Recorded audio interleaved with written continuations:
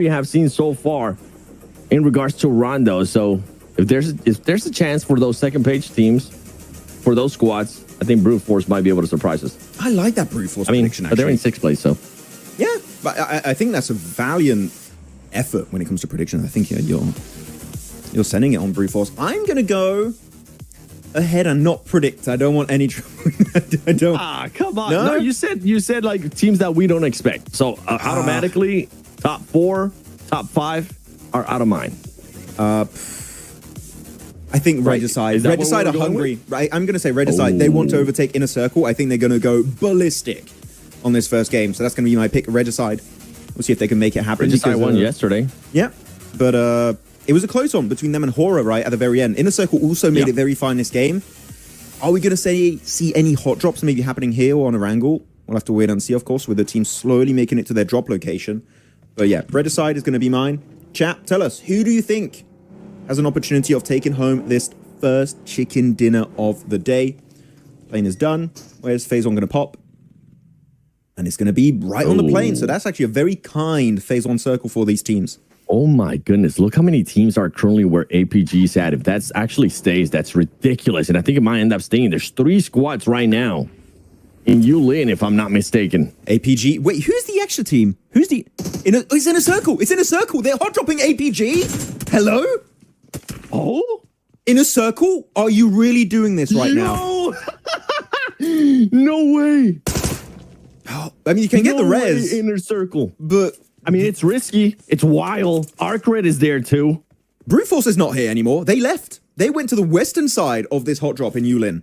So it's going to be Arcred. Arcred, they need good points, by the way, Seven. We know that because they want to overtake Upgrade in the Uzbekistan regional points. APG and Inner Circle. That is a strategy and a half. That is a very aggro start to your last day. I don't hate it. Let's go, Inner Circle. You got absolutely nothing to lose right now. You got a 30-point lead.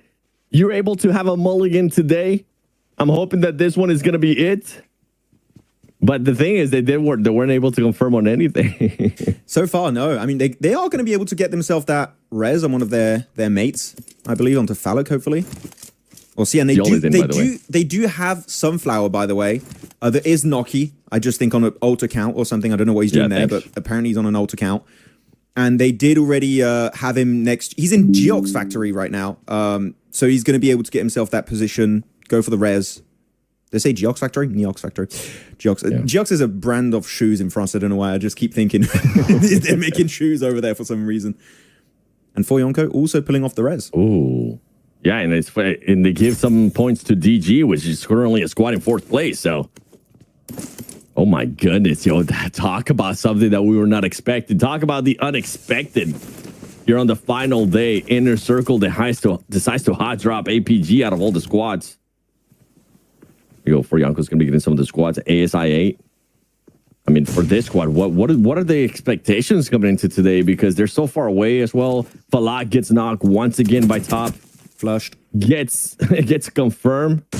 They still have a... Oh, Doc. Arcred is starting to push up. Yo, I don't care about this fight. Show me the other fight, please. This sucks because it seems like 2 teams have the same idea at the same time, which is hot dropping APG. And they're like, we're just going to try and get some easy early eliminations. But you're fighting APG. This is not easy eliminations. They are ready for a hot drop. They were expecting to hot drop Brute Force initially, but you can see in the elimination feed, it's going to keep lighting up. I8, though, taking currently that engagement down to just Crypto and Huzaifa. You can't lose your entire team. You're missing out on so many potential points here. You need to try and survive it. Flip, really good corner peek with the S12K. We'll be able to confirm that instantly. And Madball's off to a good start with the 4 limbs. I mean, even though it's currently not on our page, there's only 1 player right now left standing for APG. And he's not the recall tower, right? I think. And I don't think he is. I think they decide to fully commit there. So there is a chance where this could be it for APG. I don't care about ASI Crypto right now. I'm sorry. Show me what APG is doing. Show us the big boy fight right now. We did see Inner Circle did go for the rest. Sunflower brought back Phallic, by the way. Where the heck? I need to open this up, brother. What is I need to see where that last player from APG is at. Yeah, it's top. And top surrounded by Arcred right now. Yeah, I'm going to show on the map feed so you guys can see. Look at Yulin in pretty much north of the central position of the circle. Top is still popping off. He's doing some work over there. And actually, we're going to go back into the feed of Yulin, see what's happening. IQ, he's hard carrying. He's keeping the hope alive. And he gets himself the elimination confirmed. These points they desperately need in 15th position in the leaderboards. And even finds Bad Boy. IQ, normally the IGL, has been actually doing a lot of work in these finals for his team. Yeah, he definitely has. There's been a lot of players that have been having to step up for the squad after we've been hearing reports that some of them are sick. I think that's yesterday why I was thinking maybe Sunflower was somebody completely different than Naki. But that was not the case. But yeah, yo. I'm gonna have to send a message here. Hold on. Give me a second. This is a wild start. The car crash from Mongols in the compound. They'll make it out. Hey, Sleepy from Horror going to get picked off by a player of Skyforce.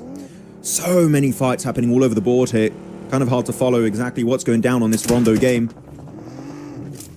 I could see it. Also a team that's not in a bad position. Could do something. Could initiate a comeback in the leaderboards. It's going to be them versus Mongols. And yeah, Frieza in a pretty terrible position.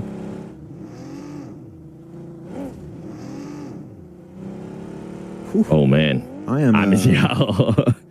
Top is still there. The thing is, the recall tower is there for APG. Can Top get to it? Yeah. I don't want to miss Top. That is the main one. He's done these kind of fights so many times. If you guys remember, last year, Top 1v4 against Aichi in boot camp with a shotgun. I think it was a DBS. He can do it again. That would be such a great clutch moment. All right. I'll be focusing on these other positions. Oh my goodness. Show me you I'm just so shocked. Yo, yesterday, what was the thing we were talking about yesterday with Inner Circle? Saying that, oh, they would hot drop Regicide. That's what we were talking about. Yes. And then I think you ended up saying that that's not a team that does that. And boy, I'm with you. I was with you until they decided to pull this. And then this is a completely different side to Inner Circle that I haven't seen before. And I love it. To theorize. They have nothing to lose, Max. They have absolutely nothing to lose. They have a 30-point lead. They do have recall towers. They had that 3-1 split. They weren't going to commit all their players like APG does. And it goes to show the Inner Circle and the other squads were watching and going and VOD reviewing because they realized that APG does send all the players to that area. They don't do the 3-1 split. Send somebody to the recall tower. Yeah, to theorize on this, I did say during the finals so far, Inner Circle playing very scared, very passive, which it does not suit their playstyle. Their team that early game normally don't fight, but that when they have to go for these big pushes late game to claim position in circle, to try and take control of the circle itself and actually go for the win, they'll do it. This did not feel on day one, day two like the Inner Circle that we were used to seeing play, even some of the members last year and start of this year, and especially during PMWC, where they were just so aggressive. I love to see it, and it's good to see that come back on this very first game of day 3 for these finals on Rondo. Circle about to shift once more. And Yulin is still in circle. It's still there. Yeah, Top is still there. Inner Circle is going to be coming in a little bit more. I think they're just going to start focusing now on their match that they have it alive. And this is bad news for Regicide. You hate to see this if you're Regicide fans, because Inner Circle is putting up some numbers. They're still alive. This is not what you want to see. Well, actually, wait, someone brought up a very good topic in chat. ABD saying, wait, so will they bridge camp APG and Erangel? Because they're playing very aggressive now. That's a very good question, actually, ABD in chat. That is genuinely, we'll have to keep an eye out for that because that could happen. I think if they get 10 points here in this match, going into the first Erangel, I think we could see that. We could. And I'm hoping that APG realizes that it was Inner Circle that decided to hot drop them there. I'm hoping that they decide to back off a little bit. And if I'm not mistaken, Top might have been able to get some of the players there. There you go. Or the res? The res, all of them coming back. Arcred left, so he just got it. Oh, that is such a save. He just got the entire squad back up top. Say our MVP. Lord and Savior. Yo, for real. And this is stuff that doesn't get taken into account when you talk about MVP stuff.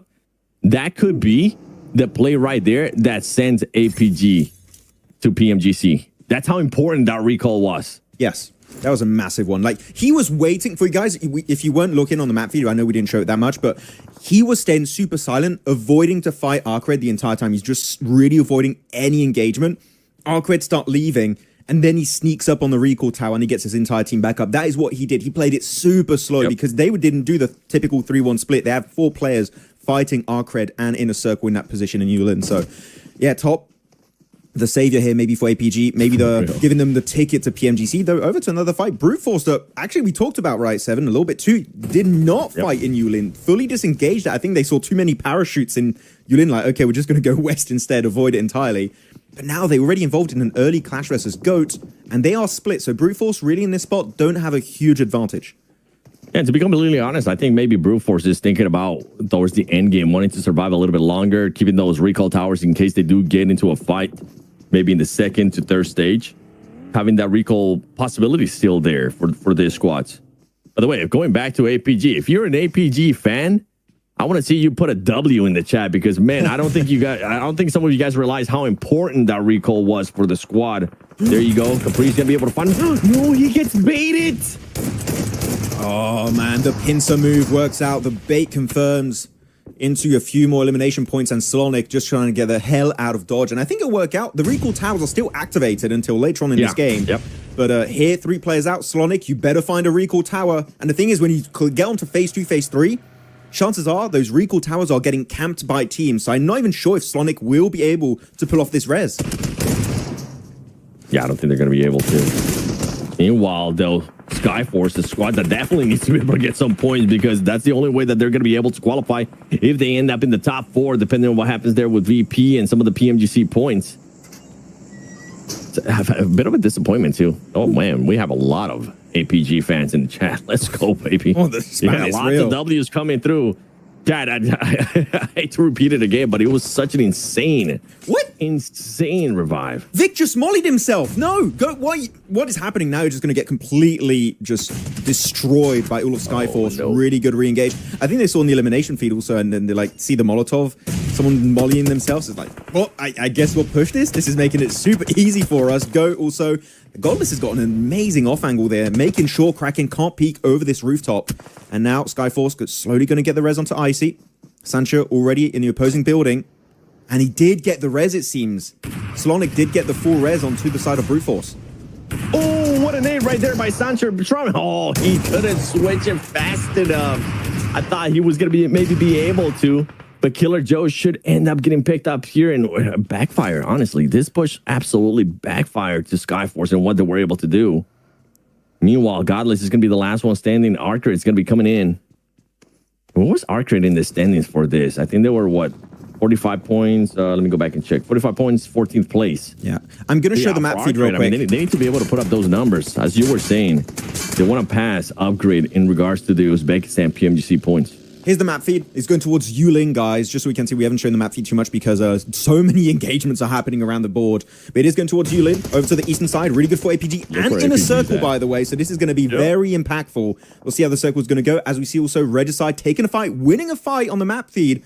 So they've currently won a good amount of points. So this is making it even harder for Inner Circle to really have that big game to distance themselves. Regicide, they know what they're doing here. They can't afford to take an L in this first match. APG realizes what's at stake, too. They're staying very compact. They're not doing any splits. They're making sure they don't give anybody else an advantage as T24 currently goes down. Balak being able to hit some shots right there. Slonic's going to be able to confirm T24. Balak confirming even more shots on Brute Force out of everybody. And this is numbers. And this is eliminations and points that they're going to be able to connect right here with. And if they continue to do this, Balak just popping it up right now. Brute Force trying to take him just by himself, Max. Nat Falloc, please nade it. You have 2 grenades. This is the prime time to nade it on behind those cars. The car does explode. Is going to be some hard cover. There you go. Nade it, Falloc. You're known for the nades. Hit it. Did you do it? Oh, a little bit too far. He's got one more. Close. Take your time. No rush. They can't move from that spot. Too far once again. Bit too far. Missing everything, Falloc. No. He was so rushed by it, but they still get the off angle. There you go. They get the squad wipe. End of Brute Force. They still do get those eliminations. Nicely done. But I feel like Falloc was a bit tense there. Or am I mistaken, 7? He felt like he was rushed for those elims. Yeah, he definitely looked like he wanted to get those elims. He kept picking whenever they were trying to set him up. He didn't give a damn. I think this is the gameplay that we're going to be seeing from Inner Circle the whole day, to be completely honest. a team that has nothing to lose, already going more than likely to PMGC. I don't see them losing the lead to Regicide in the PMGC points or Pakistan Max, if I'm being completely honest with you. Do you? I'm just going to say the Regicide are still alive in this game, and they got a bunch of elims. And it's a rondo game. That is all I'm going to say. I'm going to base entirely the answer to that question on how this game unfolds. Okay, we'll see. If Regicide go out now, I think it's GG. It's done. If they get a good top 3 with a ton of elims, I think it's still possible. We see Regicide try and overtake Inner Circle in the Pakistani PMGC points ranking. Falloc, though, finding Lemon from Mad Balls. They're getting involved. They're trying to zone teams out. Because they are still one of the few teams in Circle here, 7. So they have a great late game potential. Yeah, and for this fight right now going on, I mean, oh, you have ASIA coming in too, Regicide. Things aren't going your way for Regicide as they just continue to lose players. Only 2 players left alive, and it's another Pakistani team coming in as well. ASIA just wanting to take over everything here. Pinkman, oh, there's actually 3 players left alive there from Regicide. I wasn't able to see where Pinkman was. He was getting the off angle. And for this squad, the crazy thing right now, Max, is that this fight could also affect what's going to happen in the next match between Inner Circle and APG. Because if Inner Circle realizes that Regicide went off early, they actually increased the point lead. That's when we will see that scenario that chat was talking about of them maybe going a bit for a camping situation on the bridge in Erangel. It could definitely happen. Like this game, as you said, is going to be pretty much setting up the entire pacing and how the events are going to be unfolding on our Erangel and Miramars, based, of course, on how many games we're going to play after this rondo. Falloc, though, here we go. The sprays connecting on Mad Balls. They're not quite able to confirm because Mad Balls are in these buildings, so it's very hard from that kind of range, like 150 meters away for Inner Circle to get the flush. But they're loving seeing the 2 of the Pakistani teams fighting each other. Regicide losing another player, and Vaz, one of the top performers, Roshan, still alive. They're just so split here. I think this is it. I think Regicide here are going to have too big a point gap to close in how many games are left today. I think this is pretty much confirming Inner Circle should make it to PMGC again, unless something super unusual happens for Regicide in the next few matches. And the thing, too, is that with the Smash Roll, we really don't know how many matches we're going to be getting today, right? We still haven't seen what Hora has been able to do. We haven't seen, I think VP, if I'm not mistaken, they ended up losing some players early on. Yes. And I can't wait to find out if they're still alive. Where's VP at? Let me look at the map feed real quick. Oh, VP's good, too. Oh, where VP's at right now? Wait, do we do prediction? I think we show map and we do prediction here while nothing's happening. Guys, we do. Map feed is about to pop very soon for the next circle. Tell us where you think is going to be going. Actually, they're showing it on the main feed, so I'll just do that, so you guys can see the gameplay at the same time between I8 and the side of Mad Balls. If it goes over to the mountainside, this is going to be a horrendous finish. Those high ground positions with these big, like, rock mountains in the middle of it, they're kind of just massive pillars, are so hard to work around. Circle we shift. Still have some of the other squads. Look, we have Hora, we got VP, we have APG, Konina Power. If I'm not mistaken, I think that was Dagestan. Oh, no, that was Alcatia. Okay. Yeah. But guys, make your prediction in the chat. Who do you think is going to be taking home this rondo game? And if you want to go a little bit extra, tell us how many limbs you think they're going to be getting. And you know what? Let's try and push that prediction to the max. Is I8 able to clean actually a lot of space on the western side. They still have to carve their way into the circle. Mad Balls getting out of dodge. 8 eliminations for I8, so they are waking up in this rondo match, it seems. Yeah, I'm gonna be going with one that I didn't expect that I'm gonna be going with here, and it's gonna be none other than APG. Okay. APG. They're playing it super slow. I seen APG get circles in the past, Max, and they still tend to be more aggressive. I think APG knows what's at stake here, and they want to make sure that they stay alive a little bit longer. They haven't seen VP go out yet. This is the most hyped first game. APG still alive, Inner Circle still alive, Hora still alive, Virtus Pro still in this game. Like, everyone is still in this match we're currently mainly focusing on. Even Alcazia's up there on the northern side. I'm going to go for Virtus Pro. That's going to be my prediction here next to the mountain. Nice. They're looking in a really good spot. But I8 suffering from the shots of Foops, man. Not able to flush it just yet. Take a look at something. Yeah. For everybody, too. Take a look at the leaderboard right now on the right-hand side of the screen. Usually, we tend to see the top teams having the most eliminations. And right now, it's completely flipped. All the top teams are playing passive. You're right. All the top teams don't want to overextend. It's all those bottom teams currently just freaking out. We have Inner Circle with 10 eliminations. We have Archer with 5. And then you continue on ASI with 8. Go with 8. And then Skyforce with 7. This is just madness. These bottom teams are so hungry for a win here, 7. Not even just a win. They just want to get a ton of eliminations. They just want to vent their frustration on the lobby here on this rondo game. Hey, actually, Hora, really good defense versus Konina Power. Actually, yeah, Hora, fully regroup. You need to defend here. If you want to hold on to this ridge, you need to eliminate Konina Power. Ooh. Massive nade from Eugene onto Jiggle. They should be able to find the res unless here they go for the full party. Actually, i8's going to third party here. That might give a lot of precious time over to Horror to go for the reset and bring up Jiggle. Hey, res him? Okay, they got him. He's fine. Oh, barely. Come on, throw a nade. You gotta set them back. Oh, they're getting knocked right now by somebody completely different. Big third party. Did they get that res? He's gonna go down again. No. Oh, no, he's fine. Oh, no, he's not fine. Oh my God, yeah, he's going down again. I really thought he was okay. Sorry, guys. That's unfortunate. Okay, no fear. Hold the line. You've been the savior of this team time and... Nope. I'm not... Max, shut up, Max. All right, come on. Let's see what Felipe's going to be able to do here. Let's see if maybe Sky will be able to do something because Kanina Powers wanted to take onto this fight. I mean, I think they might have realized too that it ends up being Horror Esports, and they're just going for it. There you go. Horror gets eliminated very early on, and they will end up getting that much points. VP right now could be that one team going into the second match that hits the smash roll as Kanina Power wanting to get a little bit closer there to the smash roll as well. Don't clip that, guys. That was horrible. That was really bad. That was really bad. That was horrible. I really thought i8 would commit a little bit harder to this fight, but it seemed like Kanina Power were able to demand respect in that position and actually zone i8 away, stop them from fully committing to the fight. Then Kanina Power could re-engage onto Horror, so that was a really good play from Kanina Power on their lonesome. i8 though, no cars. I don't know how many smokes or emergency cover flares they have, but the circle, it shifts away again, and look who's in circle. It's Inner Circle, living up to their name, it seems. They're the circle magnet on this match. Look who else is in Virtus circle. Pro. VP, your pick is going to be in there. APG is going to have to find a way in. They can't continue to be this passive. Luckily for them, I mean, a lot of teams have been eliminated at this point. And they have been trying to do that 2-2 split. The thing, too, is that this squad hasn't really moved much. What kind of utility are you going to be working with? What kind of equipment overall are you going to be working with? I don't know. So many emergency cover flares coming out actually from i8, but I don't think it's going to get them that far.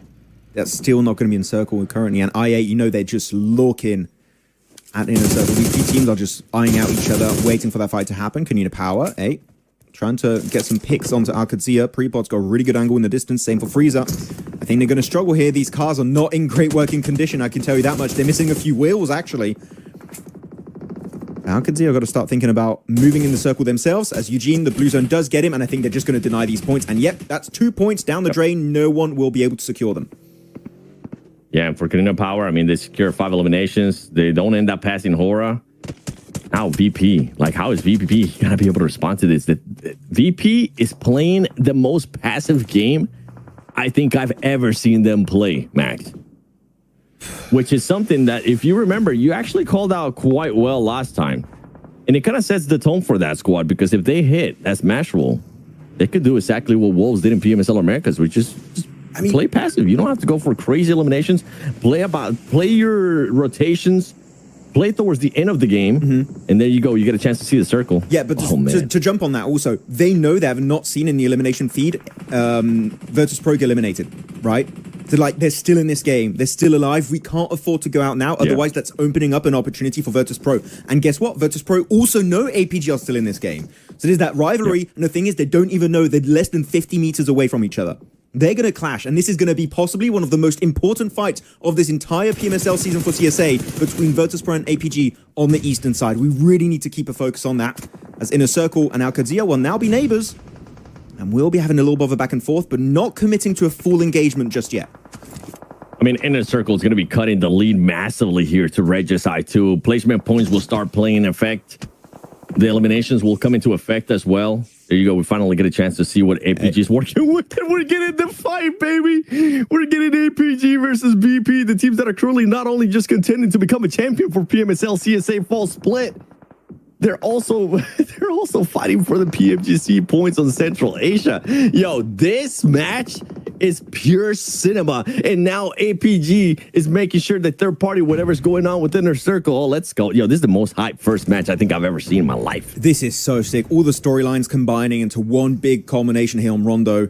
This finishing moment is going to be absolutely incredible. There you go, Freezer. Got to be careful on that peak circle. About to shift. We're about to go into phase 7 here. There it pops, and it does go again towards APG and Virtus Pro over to the eastern side, but they're going to have to move in. And I don't think they can coexist for much longer here. I think a fight is going to have to break out. Over to the west, though, Inner Circle, i8, the two Pakistani teams here have to move in right into that roadside too. So Inner Circle, this fight is going to be so important for your chances here to make sure you can get away from Regicide in the Pakistani PMGC points. And they're going to have to push in like 20 seconds. So Inner Circle, keep an eye out because they need to do a big play here as Falak is picked off and instantly flushed out by Reefus. And that's going to be great for APG, wanting to collect a little bit more points, trying to separate themselves. I think he got stolen, if I'm not mistaken there. Yes, by Elementary. Reefus. Not the way to go. I mean, with Inner Circle, they have 10 eliminations. Regicide only ended up getting 5. So they already extended their lead by 5, not counting in the placement points. And for Alpha Gaming, this is a little bit of a worry between themselves and Alcazia because they could end up getting sandwiched with VP as well. The thing with VP is they also haven't moved that much. What kind of utility are you going to be working with? And you can't really overextend because of how many squads are just going to have free line of sight on you. So many emergency cover flares. This is such a good little mini compound the GOAT created for themselves. It's in circle too, so this is a great spot. But you know what? It's such a good position. Teams are going to want to steal it away. Sunflower, aka Noki, getting himself some damage done, but Alcazia also going to be able to get himself some good sprays, connecting so hard onto IC. Now Sunflower, I believe, the sole survivor, and he will be going down. Still a massive performance in terms of eliminations for Inner Circle. 10 eliminations, but they will not be able to make it into the top 5. Yeah, APG needed to find a win to third party this fight. I think they might have given enough time for Alcazia to just reset, which Alcazia should end up switching their focus here towards them. And you can see it now. It's starting to move up, starting to focus a little bit more towards what APG is starting to do. VP Malloy getting a knock there on the elimination feed on none other than Skyforce, confirming even more knocks. For this squad, they're wanting to get to 123 points. If you're just joining in, this match roll is set at 123. If VP gets to 123 points or more, they won't win via smash roll in this match. But going into the next match, if they do end up winning, 6 they will limbs. become the champions. They just got 3 more limbs out of nowhere in the last 10 seconds, 7. VP are in. They should be making it. 123 placement points. Yeah. Right? Yeah, they're getting even more placement points here. They're going to keep popping off. They should be able to make it in. Alcazia eliminated more placement points over to Virtus Pro. Ladies and gentlemen, it is done. We will be having a team making in the Smash Zone in Game 1 here on Rondo, and it's going to be none other than Virtus Pro. VP wanting to see if they can maybe end up working with GOAT. No, they don't want to work with anybody. They want to take matter into their own hands. And GOAT is honestly a surprise team. GOAT has been able to put up some numbers in this match. 12 points, I think, so far. And those coming just via eliminations. Virtus Pro, what are you going to be doing here? Just backing away a little bit more, waiting to see what's going to be happening with the circle. Oh, wow. I think they're going to be going for the wraparound, and they will have free line of sight here with the ridges, the way the ridges work. They just need to make sure they don't lose anybody there towards GOAT. If you're APG, you want to push, this is your time to make sure you get that control. They're a little bit worried earlier with what was happening with Alcazia, but APG needs to push here, Max. No, exactly. You said it perfectly. APG need to push here. The elimination feeder was lighting up for a little bit. Killer Joe still surviving for GOAT, maybe able to do even more damage to Virtus Pro, but it seemed like he's going to be in the midst of that Molotov. He will be cooked to a crisp, and that's going to be the end for GOAT. Still a valiant effort. Gets a 3rd place with a bunch of eliminations, but VP, they take away such a strong position on the road now. They got so many emergency cover flares. This is great for them. APG also now made in circle. This is about to go into phase 9, but Aragon, he's aggressive. He's pushing up, and he's going to hold off all of APG on his lonesome right now. Aragon with a pull-up, just getting close and personal with the nade range. He's going to be seeing if he can connect with one. He won't be able to connect with one. Doc, however, getting that angle, making sure that Aragon does end up getting knocked. And this is a fight not only for the championship of PMSL CSA, just want to reiterate for everybody, these are teams that are currently fighting for PMGC points. And right now, APG, with the way that Top was able to revive him early on, Max, they're putting the fight to VP, and they could end up winning this match. Everyone on the team has been putting in the work, putting in the hours. They are hungry and they're devouring this chicken dinner right away. The nade is on point. Virtus Pro back to the lobby and APG claiming the first chicken dinner of the day. It was only a 10-point lead. Maybe able to increase it a little bit, but the competition is fierce between these two teams. And we still yet don't know who will make it to PMGC. We still maybe have 5 games left to go, 7. The hype is unreal here on this final day of the finals.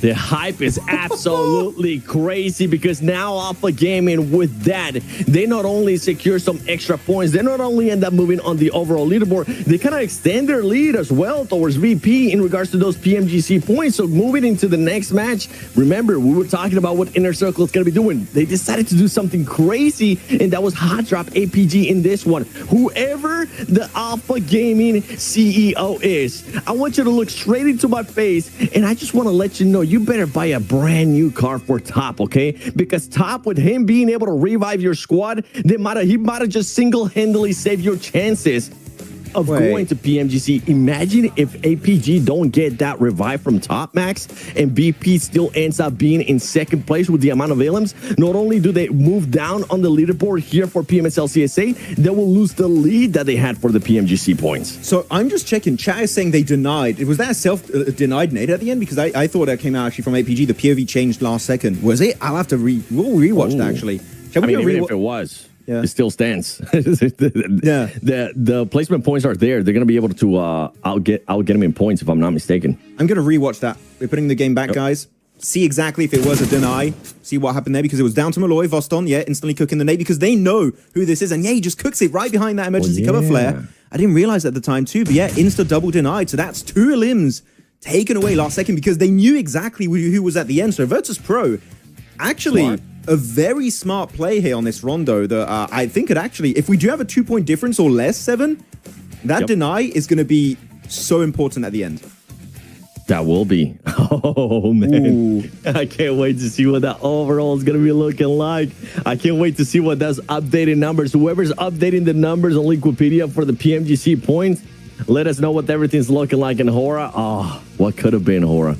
What could have been there too? I thought this was the team that was going to end up performing when it came to Rondo in regards to the top 2 teams. I ended up being absolutely wrong there, Max, in this play right here, honestly, man. In the highlights, you know what I want to see on this highlights, Max? I want to see Top hitting that recall tower. That is the most important highlight of this match. That was play of the game. That recall there was so important. Is there anyone in chat that still is not sold on Rondo? Because if you're not sold on Rondo after this game and everything we witnessed from like literally minute 1 until the end of the game between Virtus Pro and the side of APG, even Inner Circle and Horror making it pretty fine this game, I don't think you're paying attention, because this was absolute cinema, as we like to say here, for some of these games. And that was definitely, that was the best game we had so far this entire tournament. Like in terms of storyline, the gameplay, the strategy, the playstyle for some of these teams completely flipping the switch when it comes to playing aggressive, like Inner Circle was just beautiful to witness. By the way, Krishna S, VP Scare of APG, I think you're misunderstanding why they decided to deny those points. They realized that it was APG that was fighting them. Yep. And they know VP is what's at stake. VP VP didn't have to win this match. They just needed to get to 123 points. Yes. So they did the exact correct thing. Deny those points to a team that you're currently fighting. When you talk about PMGC points that you're wanting to stop moving up the leaderboard, that was a very important fight. It was very important, like very smart, because if you win this game, even though you're in the Smash Zone, it doesn't count. The game you get into the Smash Zone does not count towards you possibly becoming champions. Only the next game, which means now our first Durangle is going to be the first one where technically we could be crowning a champion if VP make it happen, or are we going to see other weird stuff happening? Maybe hot dropping VP, trying to ruin their chances. Inner Circle playing more aggressive, as Top will be our MVP of the game. And now, this is the Top effect, you know, coming out here. 4 eliminations, 738 damage. The man was second.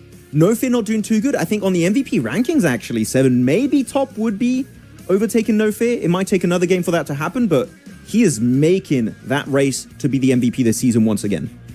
Yep. Can we give him some points, some extra points for that recall? Please. That could count in the MVP, actually. That, number of recalls. You could add it there, for sure. Hey, Phallic.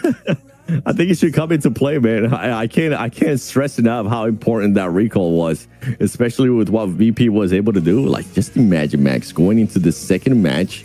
If it would have been not the case, if Top would have ended up dying there goes APG. There goes all the points that they were able to get. VP would have been able to pass them. Oh, man. Yeah. Crazy stuff happening here. 19 points going over to APG, 10 placement points and 9 eliminations going over to the side of Virtus Pro, though. Get himself 8 eliminations and 6 placements. So, yeah, that's going to be still a sizable 5-point difference that APG is able to increase. So that we had 10-point difference initially. 15? Now it's 15.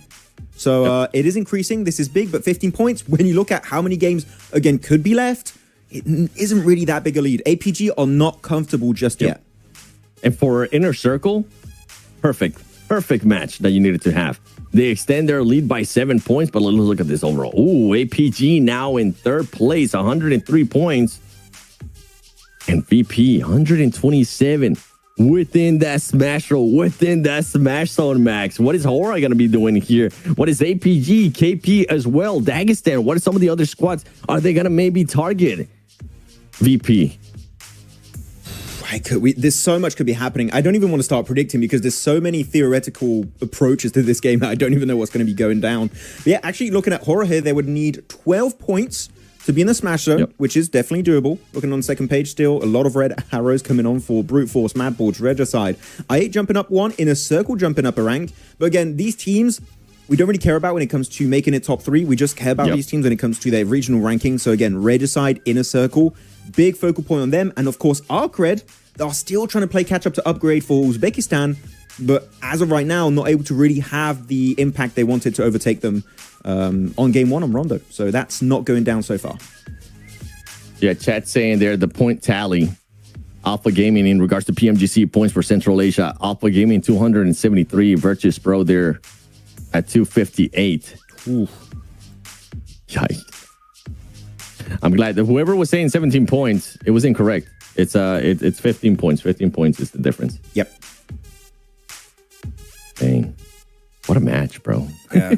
Some people, I'm seeing some people saying they don't like the smash rule. Like, for me, this is the reason why the smash rule is so entertaining. Like, anything can happen. You don't know when the tournament ends, so every game is so impactful. And it changes the whole dynamic of the tournament. Sometimes you're going to last in, like, you know who the champion's going to be. Gets a bit redundant.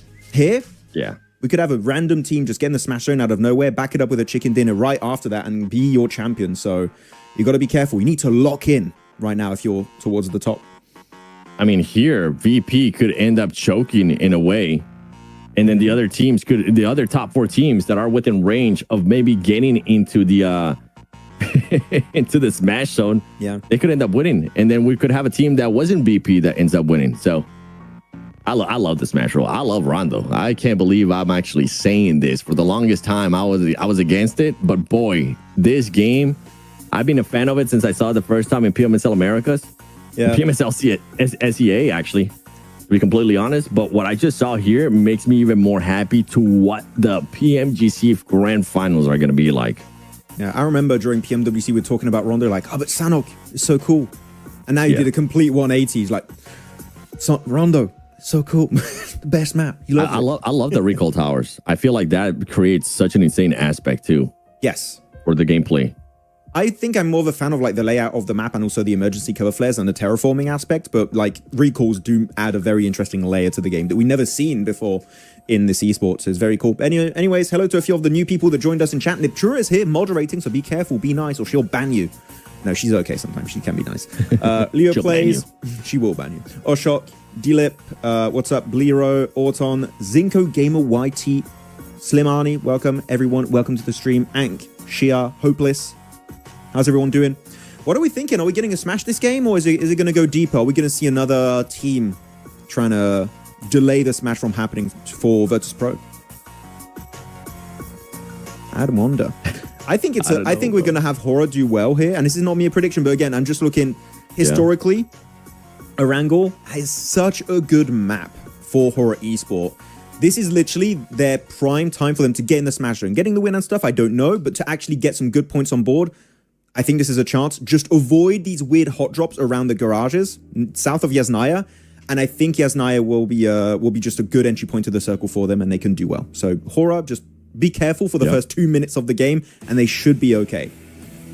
Historically speaking, the past 2 days, Max, the first Erangel has been amazing for VP. Yes. In day 1, they got a win with 9 eliminations. In day 2, they got a 3rd place finish with 11 eliminations. So top 3 guaranteed. And you know they're going to be playing a little bit different. You know, like, they know that they're in their smash zone. And we saw how they just play Rondo as well. Playing super passive too. Waiting for the right time to strike, which it ended up being the right time for this squad to strike. There is a high chance. I feel like there's definitely a high chance that VP could close it out here in this second match. They could end up winning via smash roll. It could happen, man. And again, smash makes it so hard to predict how the day is going to go down. Before, it's just get as many points as possible, play your game until match 6. Now you might just be out of games. You might just have 1 game remaining. That's how things are going to be going down for this. APG, a lot of APG love in the chat. Yep. Cindy saying VP, they got to watch out. Yeah, they do. Okay, generally, let's entertain the thought. Hot drop, yes, no. And if yes, why? Who? Like, what's happening on that front? I don't think it would end up being a hot drop, but I think somebody is going to try to get him in a rotation, depending on the circle. If it's very predictable, if it's a circle that we have gotten in a playing pad that we have gotten in teams, obviously, we know teams are definitely watching the feed. And watching in regards to going back to the hotel, doing that VOD review, seeing where teams are landing, seeing how teams are reacting to certain rotations as well. It won't be a hot drop in my eyes, but it will be a rotation camp. Could be. I mean, we just witnessed in the last game, right, 2-7, the entire lobby, in the late game at least, reacting to the fact that Virtus Pro is still alive. APG were playing super passive, I'm telling you, purely because Virtus Pro was still alive. They're like, we need to win this game. We can't allow VP to outlive us and outfrag us. Which even then, they did get outfragged by Virtus Pro. So I feel like until we see the teams realize in the elimination feed that Virtus Pro are eliminated, they're going to play it pretty safe, unless they know they're actively fighting VP, and then you're just going to go completely mental on that team and just try and win the fight. So yeah, elimination feed tracking is very important for these teams in these very key moments of a tournament, especially on the last day of the finals, to know where are they? What's the point difference? Should we play more aggressive, more passive? Do we need to play survivor mode? Do we need to play big aggressive mode? All of this is taken into account by all of these players in these matches. Yeah, I agree with what somebody's saying in the chat. Daniel's saying 20 points in Smash Roll is fair. 10 points is just too low. Yeah, I'm with you. I agree. I'm with you, especially with Rondo, because Rondo, I mean, we just saw what can happen. You can definitely get those 10 points very easily. Yeah, because they wouldn't be in Smash Zone, right? They would be single digits away. I didn't count exactly how much it was, but like it would take another good game, well, at least an average game for them to make it. So, yeah. Minimum 2 games. It would make a minimum 2 games, unless a team just pops off in first match, which with Rondo, I mean, it's a possibility. If VP would have ended up getting the win there, I think they end up hitting the 20 point. If we're talking about it, Daniel. Yeah, because you get more placements, you eliminate, what was it, still 4 players of APG alive. So yeah, they would make the 20 if they got the win there. Is it allowed to deliberately nade yourself? Yeah, it's a strategy. It's part of the game. There's nothing wrong with it. It's actually a smart play in regards to VP. Why people saying you guys Chad, do you guys hate it, or you guys don't like it, or you guys like that VP decided to deny those points strategy wise? I personally like it. Yeah. How are you feeling with it, Max? I think it's the best play. I don't know why some people were saying coward and stuff, or like scared of APG. No, they're playing the game correctly. It's like when people say they don't like a team playing passive in a center of circle. That is how you're supposed to play it. Just let people, fight each other, and then you third party at the end and try and go for the win. Are people condo? This is why some of us play casual, and some of these players are pros.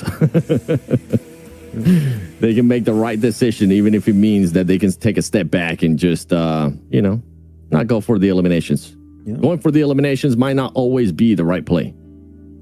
I believe the game smart play is about to start, by the way. We do have the music. Usually, guys, when music starts, that means the game is inbound. The game is coming up very shortly. Erangel, number 1. It's gonna be a crazy match here. Unexpected. I don't like it at all, so coward. To each their own. That's a bit sportsman-like. Yo, a lot of you guys actually don't like it. I see some of you guys liking it. I'm surprised. The people saying that are people that are supporting APG. I think if you're looking at this from an unbiased perspective, I think you would know that was the right play for VP. If it would have been roles reversed, if APG does it, yeah, that's the best play I've seen in my life. APG preach, so good. You did not give the limbs. Wow, so smart. 10,000 IQ. Virtus Pro do it. They're so scared. They're so scared of APG. It's a cowardly way to go out. I think we need you guys in the next year. We have an African tournament again. Hey, man, we get invited. If we get paid, I'll go. Let's be honest. Yeah. Next match timing, trying to start. Just looking at the players. They're contemplating it. VP saying we can become champions right now. Oh, look at him. 25 seconds. Cool, calm, collected. He's locked in. Do we think it finishes here, Max? Do you think? I'm scared. There's like an eerie thing going on right now. I don't know if you're feeling that, but I'm like, no smash. No smash. No I predicted. smash? I think Okay. you and me both predicted match 4 is going to be a smash. I'm going match 4. I think that is. We're going to go to the third Orangle, and then a team is going to smash it. We'll have enough teams in the smash zone. I think we'll have 3, maybe 4 teams by then in the smash zone, maybe more, depending on how the point distribution works out on all of these Orangle. But here we go, match 2 first. Orangle of the day. Maybe again, our last game. We better be here, locked in, checking out the stream. Playing. Chat, it's a question for you too, chat. Yes. Let us know. Do we get a smash? Yes or no from BP? Just type in yes or no. Spam it. For all the mods, let them spam it for just one time. Yes or no, do we get a smash rule win here by VP in the second match? Oh, we got a new poll in the chat, by the way. Threshold to be determined by day 2 top 1 plus 10 points, 10 to 15 points, or 20 points, or I don't have an opinion. I put 20 points. I think with Rondo is the best. If it's not Rondo, 10 is fine. But with Rondo, 20, it makes sense. Tell us. Make sure to vote. Share your opinion so that the PUBG Mobile Esports team knows what you guys want. And maybe we'll have changes in the future based on your feedback. Hey, we're getting no's. Yeah. We're getting no's, Max. A lot of no's. Ooh. A few yeses here and there, but mostly no's. So, okay, everyone's picking the choice of a no chicken dinner will be going to Virtus Pro. I feel like I'm with you in regards to like for some of these questions, we should also follow it up with like, okay, which one's your favorite team so we know? Hey, look at VP though. Answer might be Dropping Lipovka here this time around, away from pretty much anyone. Instacar rotation. It's going to military. APG, you are so lucky. That is literally the perfect set. Do you remember the last Sovnovka Island finish we had 7, where they just farmed the entire lobby and got the win? APG, do not fumble the bag. If you want to get in the smash zone with a circle like this could be happening this match. great adjustment there by Inner Circle. The circle popped in there right away. They decided to go towards military. Well, they parachuted. Yeah, it's still in their parachutes. They realized what was going to happen, and they decided to just fully send it straight to military. Oh my goodness, APG. You could not be more blessed. Yo, there's a world, Max, where APG ends up being with enough points to do maybe a smash roll set into the next match. Yeah, just to go on another topic real quick, Dagestan already starting with 2 eliminations picked up by Shifu near apartments and school is a great pickup. Don't forget, this team currently, if I'm not mistaken, are in 5th position in the leaderboards. So actually, those 2 elims for a team that is not really competing in the regional PMGC standards, is competing only for top 3 in this tournament. This is a very good start for Dagestan, so they know exactly what they were trying to achieve here at the start of this match. Yeah, I'm showing the map feed real quick. Here we go. If you're APG right now, you need to do what it's the exact same thing that you were able to do last time. Hey. In regards to this position, in regards to this kind of circles, frag out. They need 20 points. That's all they need to get within the smash zone. Within the smash zone for the next match. That's all they need. I'm going to show possible, the map feed honestly. again, just so you guys can see. So yeah, Inner Circle already moved in. Brute Force already moved in. Same Varkids, yeah, I think they might have a hovercraft, so they're going to be making that rotation north across the river.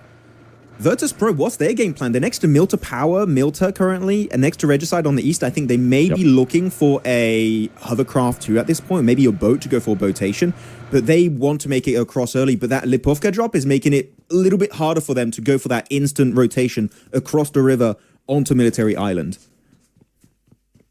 That's right. Oh man, this whole thing just changed for me with how APG just got absolutely blessed. Okay, with this circle, Smash. there is that next question, Max. Does APG get enough points this match, thinking that VP is not going to get the win, right? Does APG get enough points this match to get into the smash zone going into match 3? Yes or no, chat? How many they need? APG get enough points? They just need 20 points, 20, which I mean... Yes, 20 points. They've been able to. I mean, on a Military Island game, I would say yes, but actually looking at their position, they're kind of locked in the center here. They weren't able to farm the coastal line like they did yesterday on that game. So actually... 10 and 10? But yeah, I'm saying like they would have to win this match. I don't think they're going to win it. I think they're going to they might get single digits away from Smash Zone, but I don't think they're getting a Smash Zone just yet. I think their main focal point is making sure VP don't win and they just get enough points to reach it next match. I think that's the game plan. Okay. What do you think? Seeing a lot of yes. See, I'm with you. I think they get close to it, but they don't cross it. Yes. Okay. But also horror, like we're talking about what you mentioned too. Yeah, we're talking about, of course, the big squads because there's a big rivalry between Virtus.pro and APG. Yep. You have to keep in mind also horror. They're super close here, 12 points, and then the smash zone, and they're still in Yasnaya Pollyanna currently. I'm looking on the map feed. They haven't initiated the rotation. That late rotate could hurt them. Crossing those bridges could be really hard, so horror need to start thinking of a game plan if they do really want to rotate late and it keeps going military island, because there's a I know it's unlikely, Seven. There's a very small chance it goes back to the mainland next to Ferry Pier or like Yellow's Northwest Bridge. I want to see horror what they're going to try and achieve this game, because they could be also in contention for the championship depending on how this match goes. That's true. And horror does end up performing well in Erangel usually, but I don't know with this circle with what you're saying as well. By the way, I got to give a shout out here to this viewer, because I just appreciate honesty. And boy, was he honest when he gave me an answer to that question I was posting earlier. If APG was going to be able to get it within the smash zone after this match. FM_Spectre_X. No, because I'm supporting DG77. He decides. He wrote the script.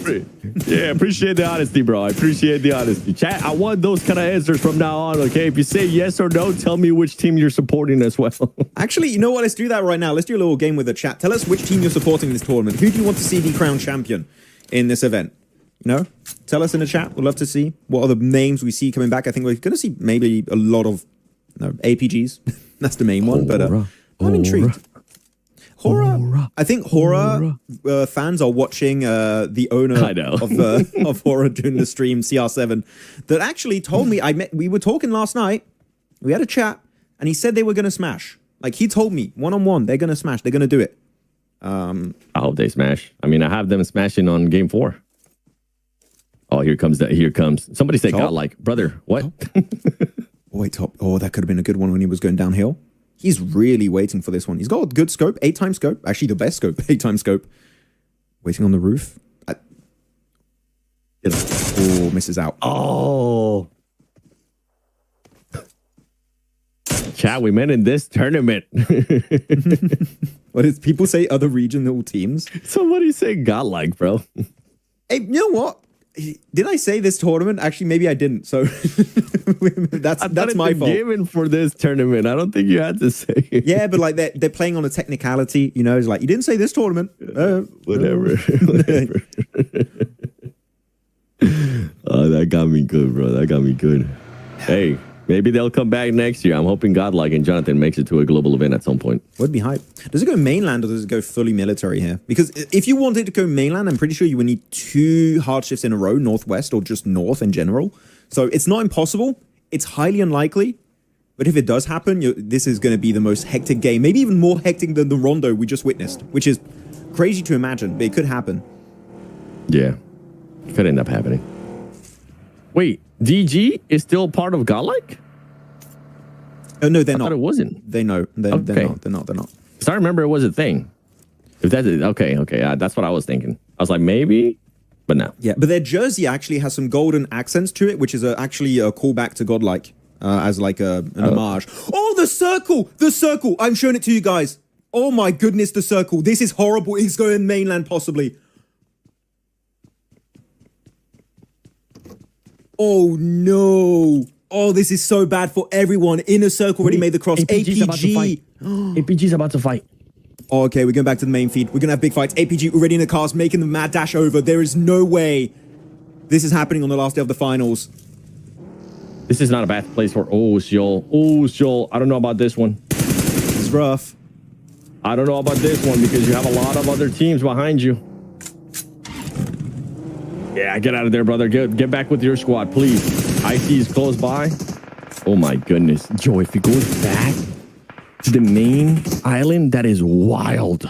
I think you need a hovercraft if you want to make the cross here. The gatekeeping on the bridge is going to be crazy. Inner Circle, Alcazia, APG, maybe even Skyforce over to the eastern side should go and try and get one of those hovercrafts. If you don't have a hovercraft, making it through this bridge, you're taking a massive gamble right now. This is going to be... This is going to be crazier than Rondo. I'm calling it now. This is going to be the most craziest game we've witnessed so far. It could end up being a VP. You're talking about passive. A team that's currently being passive, just letting anything happen. They haven't even moved out of Lipovka. They haven't even tried. They're just chilling. But I'm actually looking at this one. It could still go to military. Like, it's literally almost a 50-50 split on the water. It could go to military. Bridge? It could go northwest. It could go bridge. No way we get bridge finish now. Chat? Bridge? Chat, are we getting a bridge finish on this one? I saw someone say bridge finish before the circle popped. It's chat, bridge finish, yes or no? Please, come on, baby. Don't forget to follow it out with which team you're supporting. Oh, we could get a bridge finish here. That'd be insane. That would be absolutely ridiculous. This circle, though, if it does end up going main, it does end up favoring, in a way, Hora Esports and VP as well, which VP is finally starting to move from Lipovka. I'm just looking up. Virtus Pro are still in Lipovka. Yeah. Actually, you're right. I'm just looking. They have yet to really initiate that transition. Yes, bro. Bridge finish. Yes, bridge finish. Let's go. Chat is evil. They just want to see the team suffer. And you know what? Me too. I want to see that happening right now. So, Canina Power still 9 circle. Virtus Pro, Arcred, and Skyforce have some players in circle, but not the entire team. So, like, those, we're still missing out on some squads currently. Everyone else is going to be in there. I'm going to show the map feed for a quick second here, Seven, just so people have context of what's happening. Teams, southern side, Skyforce, APG, Inner Circle, Alcadzia. I like what Arcred are doing. They're sticking to the eastern bridge and waiting for the circle to pop. But this next circle, Seven, is going to be telling of what we're going to witness. Circle pop now. Did pop on the mini-map. It's not being shown. Oh, I'll show on the map feed. Yeah, I think VP is going to try to rotate eastern bridge. You have to. Are we on the map feed? Yeah, I'm showing the map feed right now. It goes back. Look what VP is currently doing. VP, Arcred, and SF are going to be there. Why are we not showing it on my feed? I was hoping they would show it, but yeah, I'm going to use our private map feed, guys, to show it what's happening. But APG, Inner Circle, Alcadzia, Skyforce, Arcred, VP going to use the eastern bridge, it seems. But this northern side, if you're there, I'm sorry, you're dead. You're not surviving this. Oh, yeah. This circle shift. This is the worst for all those northern western teams. Hora needs to start fragging out. That's all they need to do. They don't need to worry about winning this match. They need to make sure they get enough points to get into the smash zone for next match. Because there's no way that Hora makes it across, right? I mean, you got APG, you got Inner Circle there, you got Alcadzia already. It's going to be tough. What are these circles? I'm sorry, I'm just more shocked about these circles. Why is it happening now? It could have done this any point this tournament, and it's doing it literally when everything is at stake possibly for these squads. VP, we're looking at the rankings. Look at their health bar. They're taking so much damage from that blue zone. They're using a ton of their resources just to survive. And look at the eastern bridge. You still have Arcred and Skyforce fighting. You have Mongols going for a wide eastern rotate right into VP possibly. Virtus Pro are going to be forced in the fight they don't want to take. And at this stage of the game, I think their chances of a win are already incredibly slim. I don't think we're getting a smash purely with their position on the circle in Milton. It's so bad. Yeah, they'll end up losing at least 1 or 2 players here. If they do end up making it to main island, you have to end up losing a couple players. That's Brute Force, man. Brute Force got eliminated too. That is rough for that squad. They were in first place at one point for quite a long time, if I'm not mistaken. Even they were able to hold the lead for a couple matches after their performance in Rondo in the first day. And there goes VP. Don't get caught. Don't get caught. Whoop. They lose 1, and he's flushed. I think it's done. No way you can smash. That transition is so rough. They delayed it so long that now you have multiple teams on that eastern bridge. Yeah, smash, extremely unlikely, which means this is a massive opportunity for teams like Hora, APG, Canina Power, Dagestan to play catch-up and try to get all in the smash zone or get as close as possible to the smash point threshold as possible. Yep. Yeah, what I tell you, that we're going to end up losing a minimum 2 players there on that rotation. And if not, they might end up losing more too because they're still not within the circle. Once they try to find a spot here, unless they get super lucky, but with how spread out Skyforce is going to be, and Skyforce has absolutely nothing to lose. And if you're one of the top squads, you're more than likely just ended up seeing VP losing players. You're happy. You're happy because you know that there's going to be a chance of you being able to get those extra points. It's crazy to me that VP, that car actually decided to drive on the road. They knew, they were expecting people to be there. Meanwhile, APG is starting to collect some points, trying to connect some points as Seoul getting a knock. It's going to go southeast. Circle going to go? Oh, it goes on APG, right on their compound. This is... APG bless, bro. The circle magnet is wild. They have players under the bridge, Two other players in Reefus and Top, I believe it is, currently in the compound to the eastern side. You could not ask for a better setup for APG to get all those points, to get the win. Again, what was it, 20 points they needed? Yeah, 20. So 20 points needed here. They don't have LMs yet, but I'm telling you, with this circle, everyone's going to come their way. If they win the fights, don't lose too many players, they could get 20 points this game. First place team, 10 LMs. You'll be able to hit them. You'll be in that smash zone. It will be the most insane thing if APG wins by smash. I had them qualified to PMGC, but not as the champions. This is... You couldn't literally, as an APG like fan in the chat, if you're an APG fan in the chat currently, you could not ask for a better circle for this team. Mad Balls getting mowed down to just flip here. Not even going to try and go for the res here. They're just too far away in the smoke, in the open. It's just really rough. And look at Inner Circle wrapping around like a snake around their prey. And I think they will be able to find Mad Balls finish very, very quickly. Same for Alcadzia, may be able to find those flushes. Freezer going to be the one sending it forward with the buggy.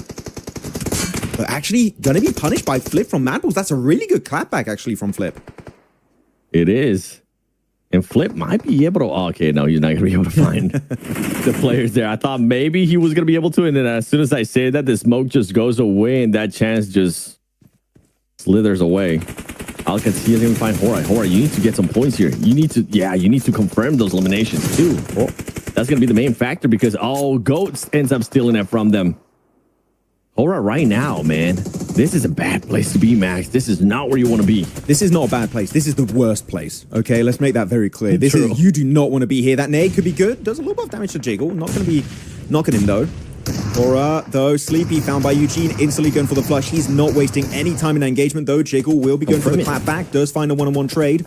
And still up to 3. Like, it's not done for Hora. But the thing is, even if you do win this fight, guess what? You got to rotate across that bridge, which is not going to be easy. Flush it. Hell yeah. Hora. There you go, Hora. Get those points. You need those points. You only have 2 players left. It's going to be hard for you to... I mean, it might be hard for them to even get... Actually, 3 players left to get within Smash Zone. Yeah. How many more points do they need? 9? Oh, yeah, that's tough. Falak ended up going down. How? He got picked off. I think Alcadzia are clashing with him. But Alcadzia already struggling, actually, with that position. So it's not going to be too easy. They didn't get a flush on Falak, though. So the res is still easy for them to pull off in that position. Southwest of the circle. Hora... getting in the car. Where are they going? Are they going under the bridge? Or are they just going to hold that ridge? They're going to go ahead, hold that ridge. They want to eliminate Goat. That's but you know, Goat, they're still in circle. Hora are not in circle currently. So they're going to have to leave that dip in the next, like, what, 30 seconds now before phase 5 pops. Hora, you need to do a big play here. You have to go all super aggressive or just try and full send. But I think that here playing aggressive is the only correct approach for Hora Esport in this moment. Are you thinking winning mode? Because I'm thinking just points. I'm thinking just doing maybe enough points for them to be able to do their thing. They need to make sure they get rid of Goat.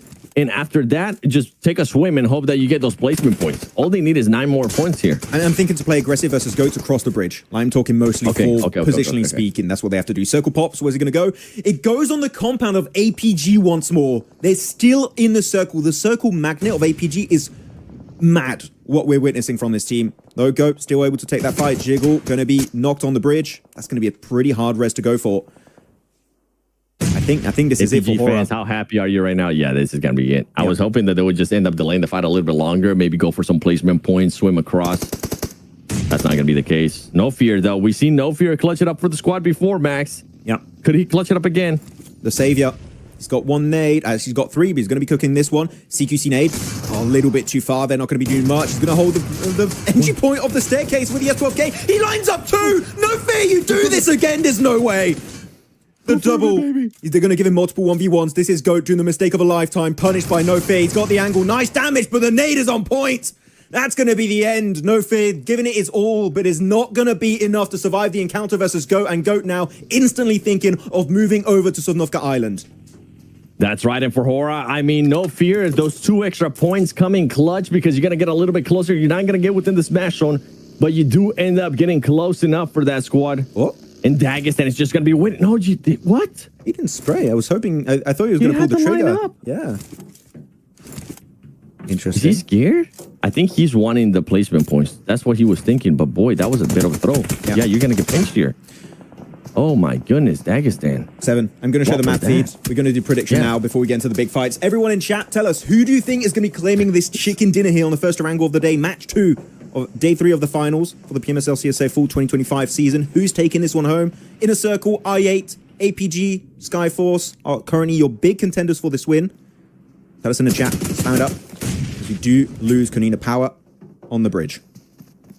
Yeah, I think you know my answer for this one. You going APG? Yeah, I mean, it's so obvious.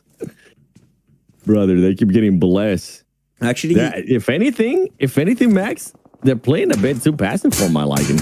Yeah, I'm going to go actually Skyforce on this one. I think they have a good high ground position, some good dips. If they don't get punished by weird off angles from like APG or Inner Circle, even I8 under the bridge, I think they'll be fine. So APG, that low ground could be a bit of an issue. Teams could very easily use that against them. The nade of Kraken. That's 2 in a row, by the way. One huge nade versus No Fear of Horror. Now another one onto Huzaifa. Back to back, gets the flush. Bigger limbs coming out for Go. Already up to 10, by the way. This is a big comeback for them in the rankings.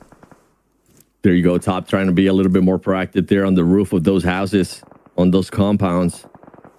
But for this squad, yeah, the main issue that I'm having right now with APG is that they're being a little bit too passive for my liking. I was expecting them to start spreading their wings, being that fragger-heavy squad that I'm used to seeing, especially with the positioning that they had. But they're just letting it come to them. Meanwhile, GOAT keeps surprising teams. GOAT only up to 10 points, man. I mean, just going back to APG, even if they do win this game, they still need 9 more eliminations. That's in the best case scenario. They still need 9 eliminations. So I do agree. I think they're playing it too passive here to get into the Smash Zone. I think you should try something a bit ballsy here. Inner Circle, losing players to Skyforce. It seems like that high ground I talked about earlier is coming into play heavily, and the Pakistani team here is going to be struggling to leave that position unscathed. And yeah, I think that's going to be already most of their players taken out of the picture. Just one should be surviving, and it should be T24 OP, unless Noki can make it back and get the rest. He might be able to, but yeah, that's going to be hard. It's going to be hard with what Inner Circle is going to be doing there, because now they have Skyforce. You were talking earlier about how much terrain Skyforce has to work with. Also the high ground that they were working with. And APG, like, even if you get the win here, yeah, it's not going to be an impressive win.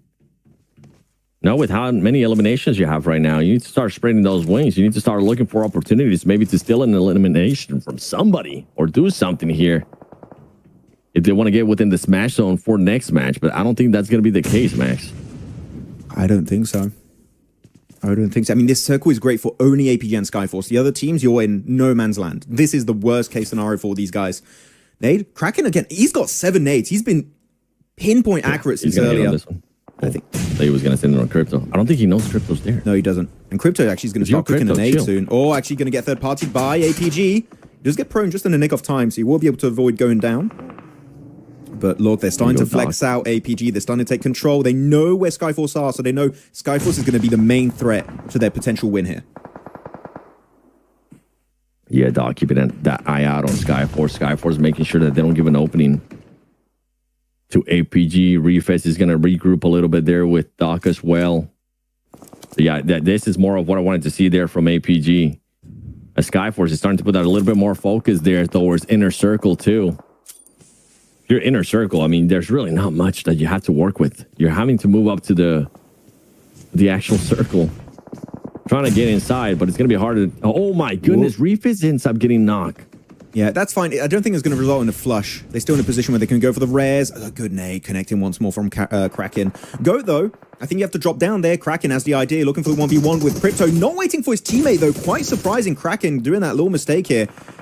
And decided to go very aggro onto Crypto. Again, it's been popping off this season. But Skyforce are pushing across the road here. 7 what?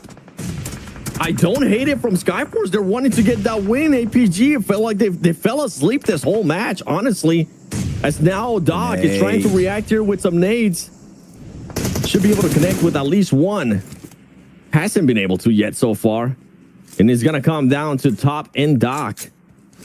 Can they get even more eliminations? I mean, with this year, it's going to be until third match. If APG ends up winning this, which is going to be so unlikely with the way Skyforce is just being aggressive here. Yeah, there's literally not enough eliminations left in this game for APG to cross that point threshold to be in the Smash Zone. So regardless of what happens, only Virtus Pro will still be in the Smash Zone in this match. But APG want to try and close their gap regardless. They want to try and be as little points away from that Smash Zone so they have a chance to reach it in our third game. Over here, they did go for the res onto Iron, so that's going to be Crypto and Iron under the bridge, looking for maybe a solo elimination onto Twix from GOAT. He's still in circle, doesn't have to move, though. It's going to be Riley from the high ground, using it fully to get that elimination. That high ground of Skyforce here, 7, this entire game has been so detrimental to APG. They just can't get involved because Skyforce keep looking at APG's compound. They can't get one of those eliminations they're so actively aiming for. Yeah, and for APG, they definitely took a bit of a sleeper pill in this one. They were expecting to maybe end up going towards their compound. Now you're going to have Skyforce making that call. They know that there's only going to be 2 players left. Getting that knock there on Doc, it's crazy how quickly they go for that revive every single time. Here is valid. Rev Doc. It's valid for Top to be able to do that. But it's just so funny to me. He was like, it's okay. I got you. I'm on my way, baby. But have you seen, by the way, 2 games so far, 7, Doc is not docketing. He's sticking with his team. Like, I think they had a conversation in the hotel room last night, being like, Doc, I swear to God, split from the team. You're benched. Easty's brought back in, okay? I think genuinely they had a big conversation like, Doc, you need to play with the team on this one. And it's been successful. Really strong Rondo. Really strong Orangle here too. Of course, not as many eliminations as they would like, but I don't think that's really their fault. It's more like this compound doesn't enable you to get as many limbs as you would like because Skyforce is so oppressive this game. The nade? I love the way Skyforce is playing this, dude. The nades are going to be coming in there from Top. Top's going to be able to find one. Can he actually find the other one? It's going to be none other than Crypto. The nades are going to be coming in. If you're Top here for the squad, start confirming some of this eliminations if possible. If not, Skyforce. Oh, my goodness. Oh, I thought that nade was going to be hitting flush. The Crypto nade is going to go over. The other nades are going to be coming in. And there you go, Top. And that was actually Godless that ended up nading Crypto. Top gets knocked. Can Doc do something insane here? Deny. Oh, he'll be denying. Okay. Yep. Smart. APG fans, was it cowardly now? No, generally, like, it's a good one to go for the deny. You don't know who you're up against. Maybe they don't follow the elimination feed. So I respect it from Doc. There's no way in hell he's going to take that 1v4 when he has a really bad position in the circle. And it will be Skyforce, another Mongolian team, able to take themselves this dub. So very big, actually very big win. I wonder how high that's going to put Skyforce on the leaderboards. Yeah, honestly, great question, Max. I don't know if it was cowardly there from Doc or not. No, denying is fine. Yeah. I'm messing. That was just such a good throwback right there. You caught me. You definitely caught me with that one. But for Skyforce, I mean, they played out this match perfectly. They did exactly what I wanted APG to do. I think APG was just looking to play passive the whole match. I think they were just putting their eggs in the basket, hoping that they would end up getting that zone shift towards their compound and people come their way. But it doesn't end up being like that. I feel like, honestly, a big throw of a match. Even with the 2nd place finish there for APG, that was their opportunity to definitely make a statement here on the final day. Yeah, it's so funny when you look at the finish because you have so many clashes of old IHC players, right? You have got this IC looking at Zyol from APG like, we used to be friends. Not anymore. Just melt them down instantly. It's really funny, the little mini storylines happening there. But yeah, APG moving away from their booth. Happy, content with the solid game, getting them even closer to the smash point threshold of 123 points. They should be, they're just going to be single digits away at this point. But can they reach it in the next game? Because this is a very unlikely circle. It went perfectly onto Military Island for them. This is the perfect setup for APG. If they have a bad circle next game, are they going to be able to reach it?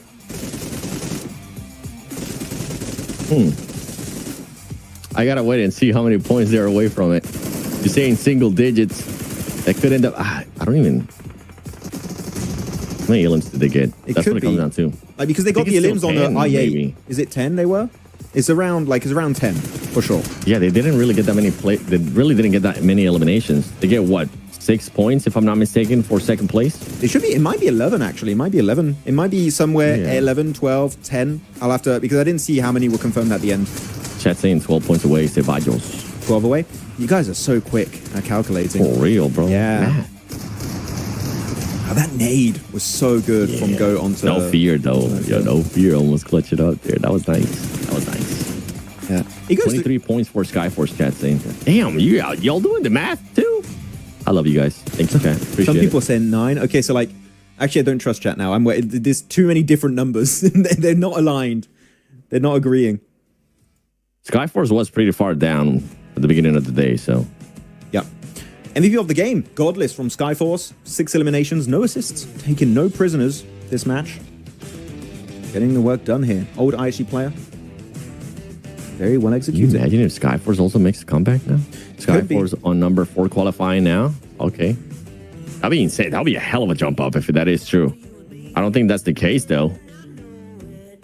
Circle was definitely favoring APG, but with rotations, you get to find eliminations, so it wasn't their fault on not getting eliminated. Oh, that's why I said Mortaza too. Just the compound they picked is not very frag-oriented. It's more like survival, more than getting involved in the elimination feed. If they wanted to frag out big time, they should have picked the Skyforce Hilltop. That would have been the best position, but then you would have to fight earlier, and it's a gamble. Do you win the fight versus Skyforce as they push on that position? Do you lose it? If you lose it, you're still far away from the smash zone.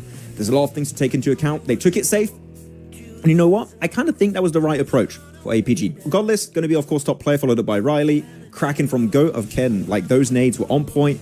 Freezer, always doing the work for Arkadzia there. So very nice to see him up there. And here are the points, 23 for Skyforce, and APG only getting 8 then. That's a bit less than I thought. I thought they got 2 elims on I8.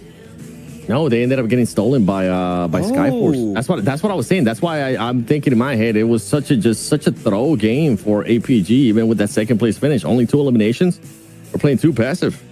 They were really hoping that the circle was going to end up going their way.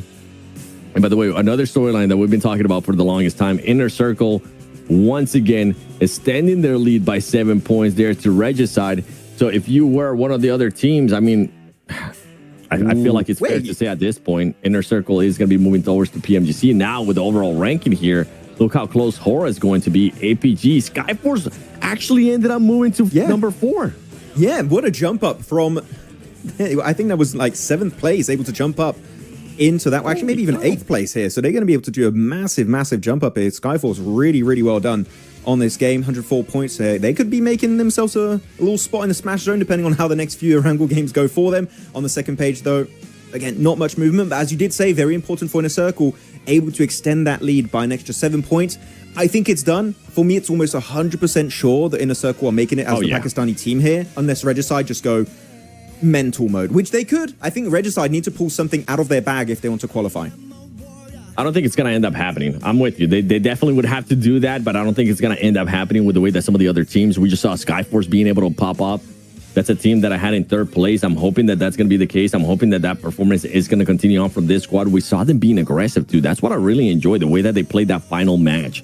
Usually when we end up seeing some teams there towards the top, having the high ground, they just waited out a little bit too long, but they saw opportunities. They decided to fan out and make sure that they had everything under control. Great place by that squad.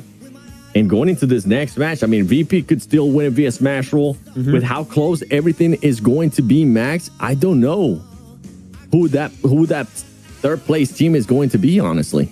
I have no idea. I actually want to look at the updated regional points ranking. I want to see exactly what's happening with Arcred too, because I believe Arcred got a very bad game. World of Football in the chat saying 0 points, which is Arcred need to do something. They had a good opportunity on the Eastern Bridge, but not able to fully capitalize on it, it does seem. So, okay, let me check it out.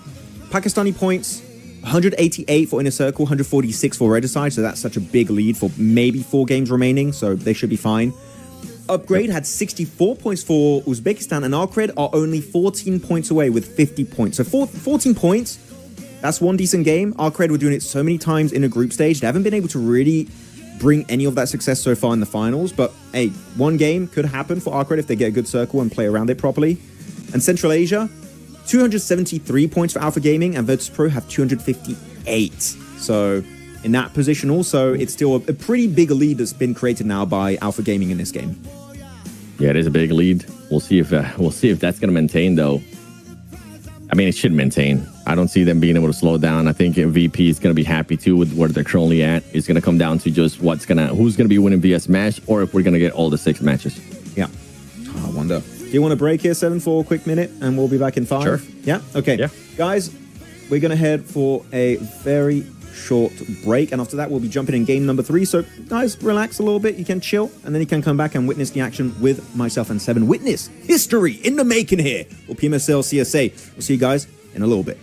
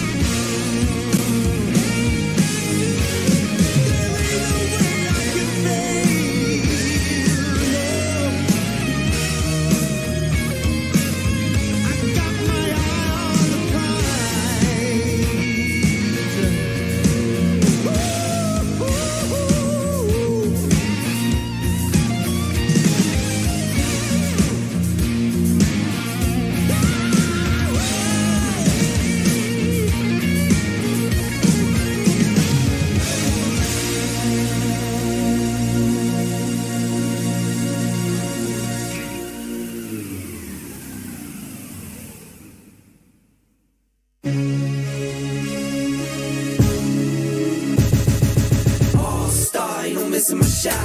In the game now, never losing my spot. Came from the bottom, got my eyes on the top. MVP, all-star, that's me. Sit back, watch me ball out. When I step in, bring the stars out. In my own pace, won't stall out. Made it to the top, now they all shout. Sunlight, go, go, go, go, go, go.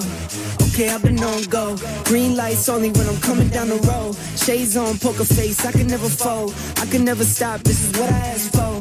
Manifest this, that, now I want more. Pockets was thin, now they've been on swole. Used to be humble, but I'm feeling kinda bold. Through it all, I evolve, still me. I won't stop, the light's still on green. If I gotta swipe, the platinum's on me. Turn a wrong to a right, I'm nothing you've ever seen. Nothing you'd ever be, I'm nothing you'd ever stop. The armor is on me. Put me in the game, now I might overstay. Play till I can't, take it straight to the bank. Talk to him like all-star, ain't no missing my shot. In the game now, never losing my spot. Came from the bottom, got my eyes on the top. MVP, all-star, that's me. Sit back, watch me ball out. When I step in, bring the stars out. In my own pace, won't stall out. Made it to the top, now they all shout. Okay, time to get paid. Waited this long, I'm taking it to the bank. Full court press, I'm taking it to the paint. Curry with the range when I get off fast break. IQ vision, the game on display. Run it all back like it was a replay. The game is slowed down, I'm watching it freeze frames. In the clutch, you can try to imitate. See him stuck, me and you don't relate. It's a bunch of to-dos on my plate. Lace up my shoes, check them out day to day. How can I power when these blessings on me? Never had doubt, I just worked and I wait. All of this here, you can't take it from me. Brick by brick, put it all in the safe. All-star, ain't no missing my shot. In the game now, never losing my spot. Came from the bottom, got my eyes on the top. MVP, all-star, that's me. Sit back, watch me ball out. When I step in, bring the stars out. In my own pace, won't stall out. Made it to the top, now they all shout. MVP, that's me. P, that's me. All-star, all-star. Watch it see. It's on like MVP, that's me. P, that's me. All-star, all-star. Watch it see. All-star, ain't no missing my shot. In the game now, never losing my spot. Came from the bottom, got my eyes on the top. MVP, all-star, that's me. Sit back, watch me ball out. When I step in, bring the stars out. In my own pace, won't stall out. Made it to the top, now they all shout.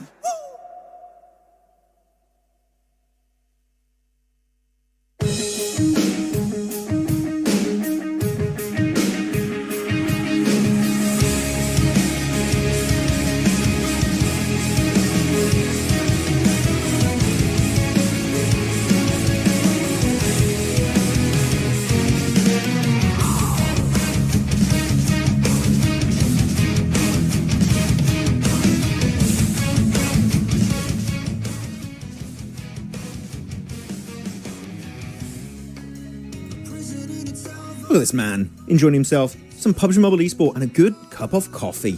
It's 7. Wow, how tasty is that? Rank it out of 10. Colombian coffee hits different, bro. Colombian coffee is so good. Rank out of 10, how good? 10.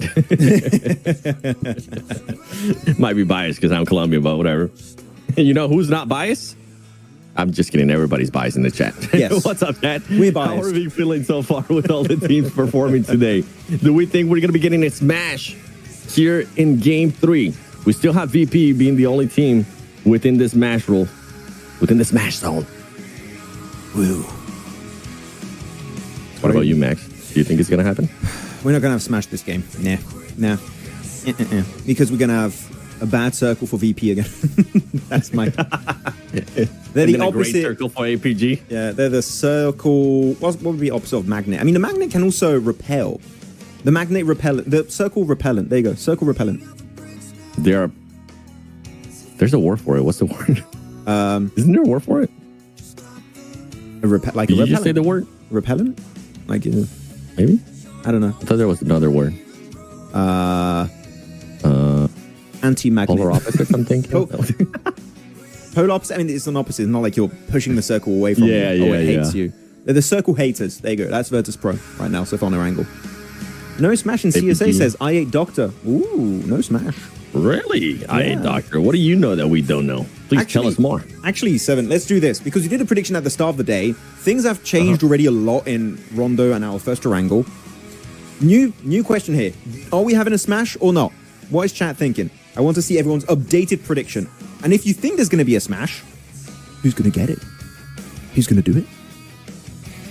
When we go into not this match, but the match after this one, okay? The final Orangle, I think there's a chance that we're going to have 3 teams in that smash zone, okay? Maybe. So I'm hoping our prediction is still going to be up to par, Max.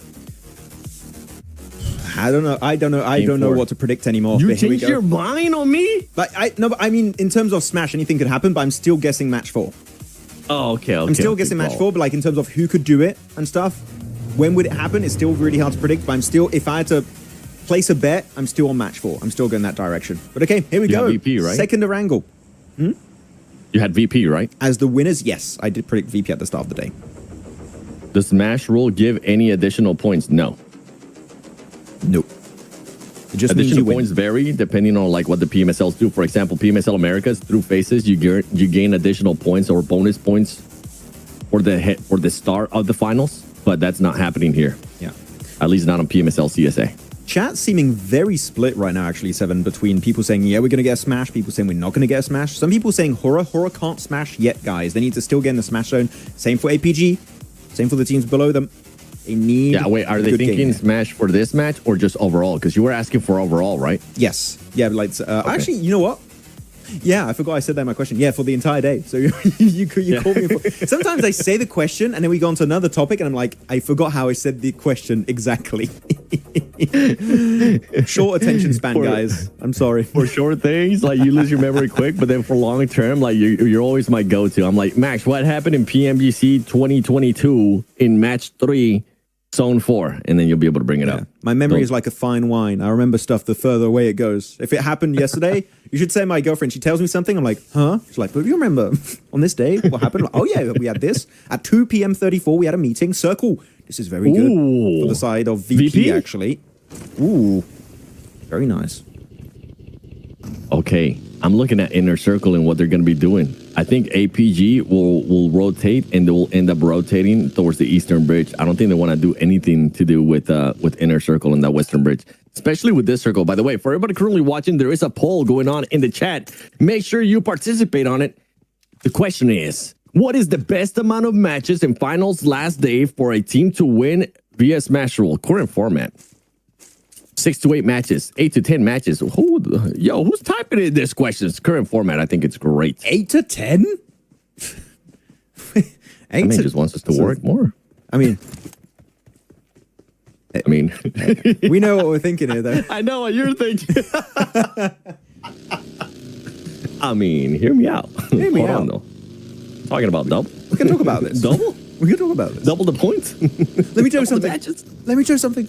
Let me tell you something. I do like the 6-match form. I think, again, when you go over 6 matches, I think especially as the IGL, you can start to get a bit tired. Like your brain, like full throttle the entire day, and then it's just you're struggling at the end, getting a bit sloppy with it. Here you go.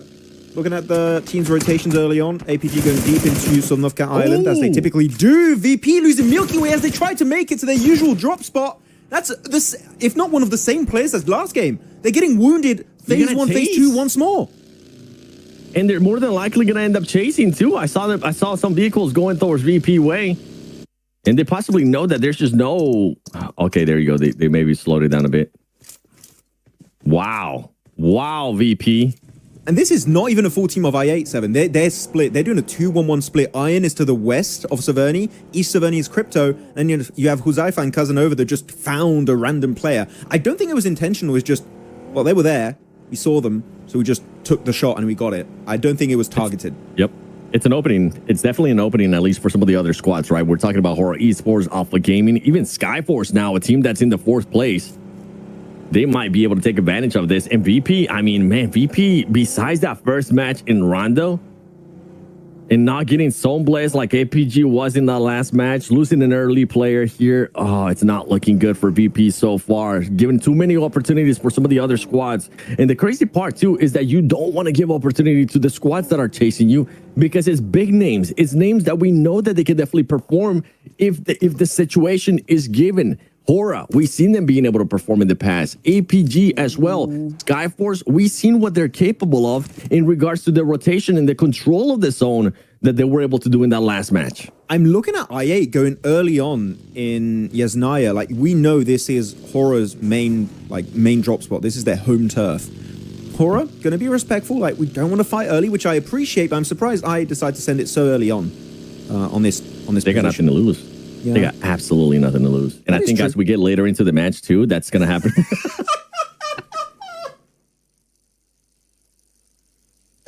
You know you're desperate. Yeah, take the buggy. That's definitely better. That's definitely... Boy, I forgot what I was going to say, bro. What were you talking about? What's happening? What day is it? What the heck were we talking about, brother? Yo, memes by Kynad. Leon, please clip that. Oh my goodness, that is such a meme. You have such a good meme there. It's like all the teams, Horror, APG, Skyforce, Konina, Dagestan, like super try hard. And then you have VP in a Smash and then just put like a super chill music in the background. Just chill in the Smash. Oh, bro. There's definitely meme potential there. All the meme pages out there, get on this.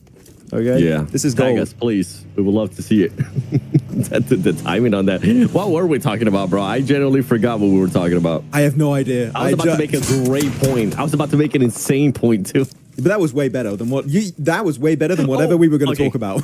Yeah.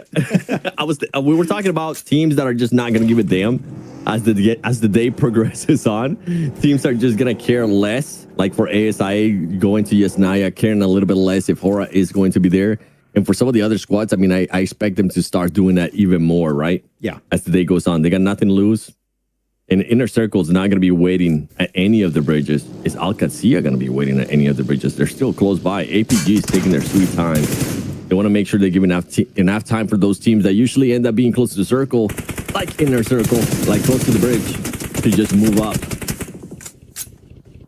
The bridge is going to be a bit uncertain for APG. I don't know. I think they're going to go Western Bridge because they know Inner Circle usually don't hold off teams on the bridge. Of course, this is last day, so they might change their playstyle. They might be like, what are they doing? But we know as a fact that Inner Circle don't like to do it. And we see on the map feed, I'm going to show it for a quick second for you guys. Inner Circle completely left the Western Bridge. That could be a really great opportunity for APG to get in Circle while taking minimal risk here because they know how that team usually plays around the bridge. But yeah, it goes South Yasnaya Fields, currently positioned. That's where the center of the circle is going to be. A lot of teams centering up very early on this match, it seems, except for the teams west next to George Bowl. So you got Regicide, 4 Yonkos, Brute Force. And it seems like Regicide, the way they're playing here, 7, they're playing quite passive. I don't know if that means they've kind of given up on PMGC already, but I feel like there's still an opportunity. You just got to go super aggro. And the way they're playing, the slow rotates, does not show me what we need to see from this team if they want to overtake Inner Circle, right? For me, they've kind of lost that kind of momentum they had initially. Yeah, it doesn't show that urgency that we usually tend to see from squads in that situation. And talking about urgency and squads in those situations, one squad that we really haven't seen much out of is Arcred. And that's a squad that's currently 14 points away from upgrade in the Uzbekistan PMGC points. So for where's that urgency? Like, the game could end up finishing off if something crazy happens here with VP and their bikes.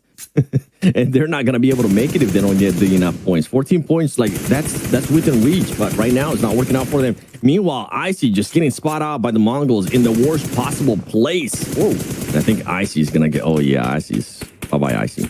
Not good there for Skyforce, especially with the performance that we saw from them. Damn, Fearless is able to shoot right through that smoke. That was actually really precise. And then he had a red dot, but of course, it's the M4. So if you know what you're doing, unlike me, you'll be really accurate. You'll be able to make it work out. You don't want to see my spray, so I'm with you. Circle about to shift. Where's it going to go? We're going to get a Yasnaya City finish here. Could be going northern side. It goes south instead. So 50% of the circle is open. Free rotation for APG. They're the only southern team currently in a circle. Al-Qadsia also going to go for like a little bit more southern rotate, it seems. Maybe even VP. But there's going to be a big now transition of these teams in the southern edge. And there's a lot of compounds. So I think that we'll keep most of these teams alive on the circle, I believe. By the way, Mr. Bombastic saying max N7. Hold on, I got to read that one real quick.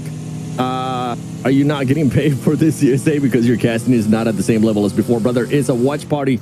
You will never see me drink coffee live on a big event. This is a watch party, so that's why we're getting a chance to interact with you guys in the chat as well. We're getting to ask you questions. You guys are getting to ask us questions too.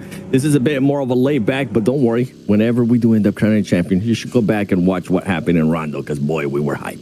Yeah. We're gonna pop off, don't worry, okay? But yeah, I'm enjoying the watch party. I'm enjoying talking with the chat. It's been fun, a little prediction game. It's fun to see who chat is supporting and everything too. It's very entertaining because when we do big events like PMGC and stuff, we can't read chat. We can't interact with you guys. Maybe through Instagram a little bit, but otherwise we can't. We're fully locked in. It's the one chance we can. It's so different, right? We're fully locked in when it comes down to the actual main events when we're at the stage 2. Like, there's no room for us to maybe stop and have a conversation with you guys, which is why I enjoy this watch parties. It allows us to have conversations with you guys, see what you guys are thinking about certain stuff going on within the circle too. So for everybody participating in the chat, thank you so much. Whenever we ask you questions, asking us questions as well. And let us know if you guys are enjoying this watch parties. Do you guys want to see more watch parties in the future as well? Because we'll be happy to do them. Yeah, I have a blast doing this watch parties. Yeah, these are super fun to do. I really enjoy it. By the way, APG in God Dip. This is such an OP position as long as you don't get pushed from the northern side. That's the only real weakness. Otherwise, it's really, really nice to hold on to. I'm actually surprised. APG centered up on the circle when they had 50% of the south kind of open for them. They went very deep. So I think they're taking a big gamble. They want to reach the late game. They want to get those placement points of few limbs so that they have a very clear game plan in mind. So that's what APG are going to try and achieve. For Yonko, you talked about some teams here, 7 at the bottom of the rankings, right? They'll kind of have nothing to lose. For Yonko, now that we're so deep in the tournament, I want to see some presence from this team. They haven't done much here. They're going to unfortunately use one player to brute force, but I want to see some potential. I want to see a desperate team, playing aggressive, show what they can do, and maybe off the back of that, get some experience ready for 2026 season. That would be a good thing to witness from this squad. Yeah, my reply might be rude to that, but who?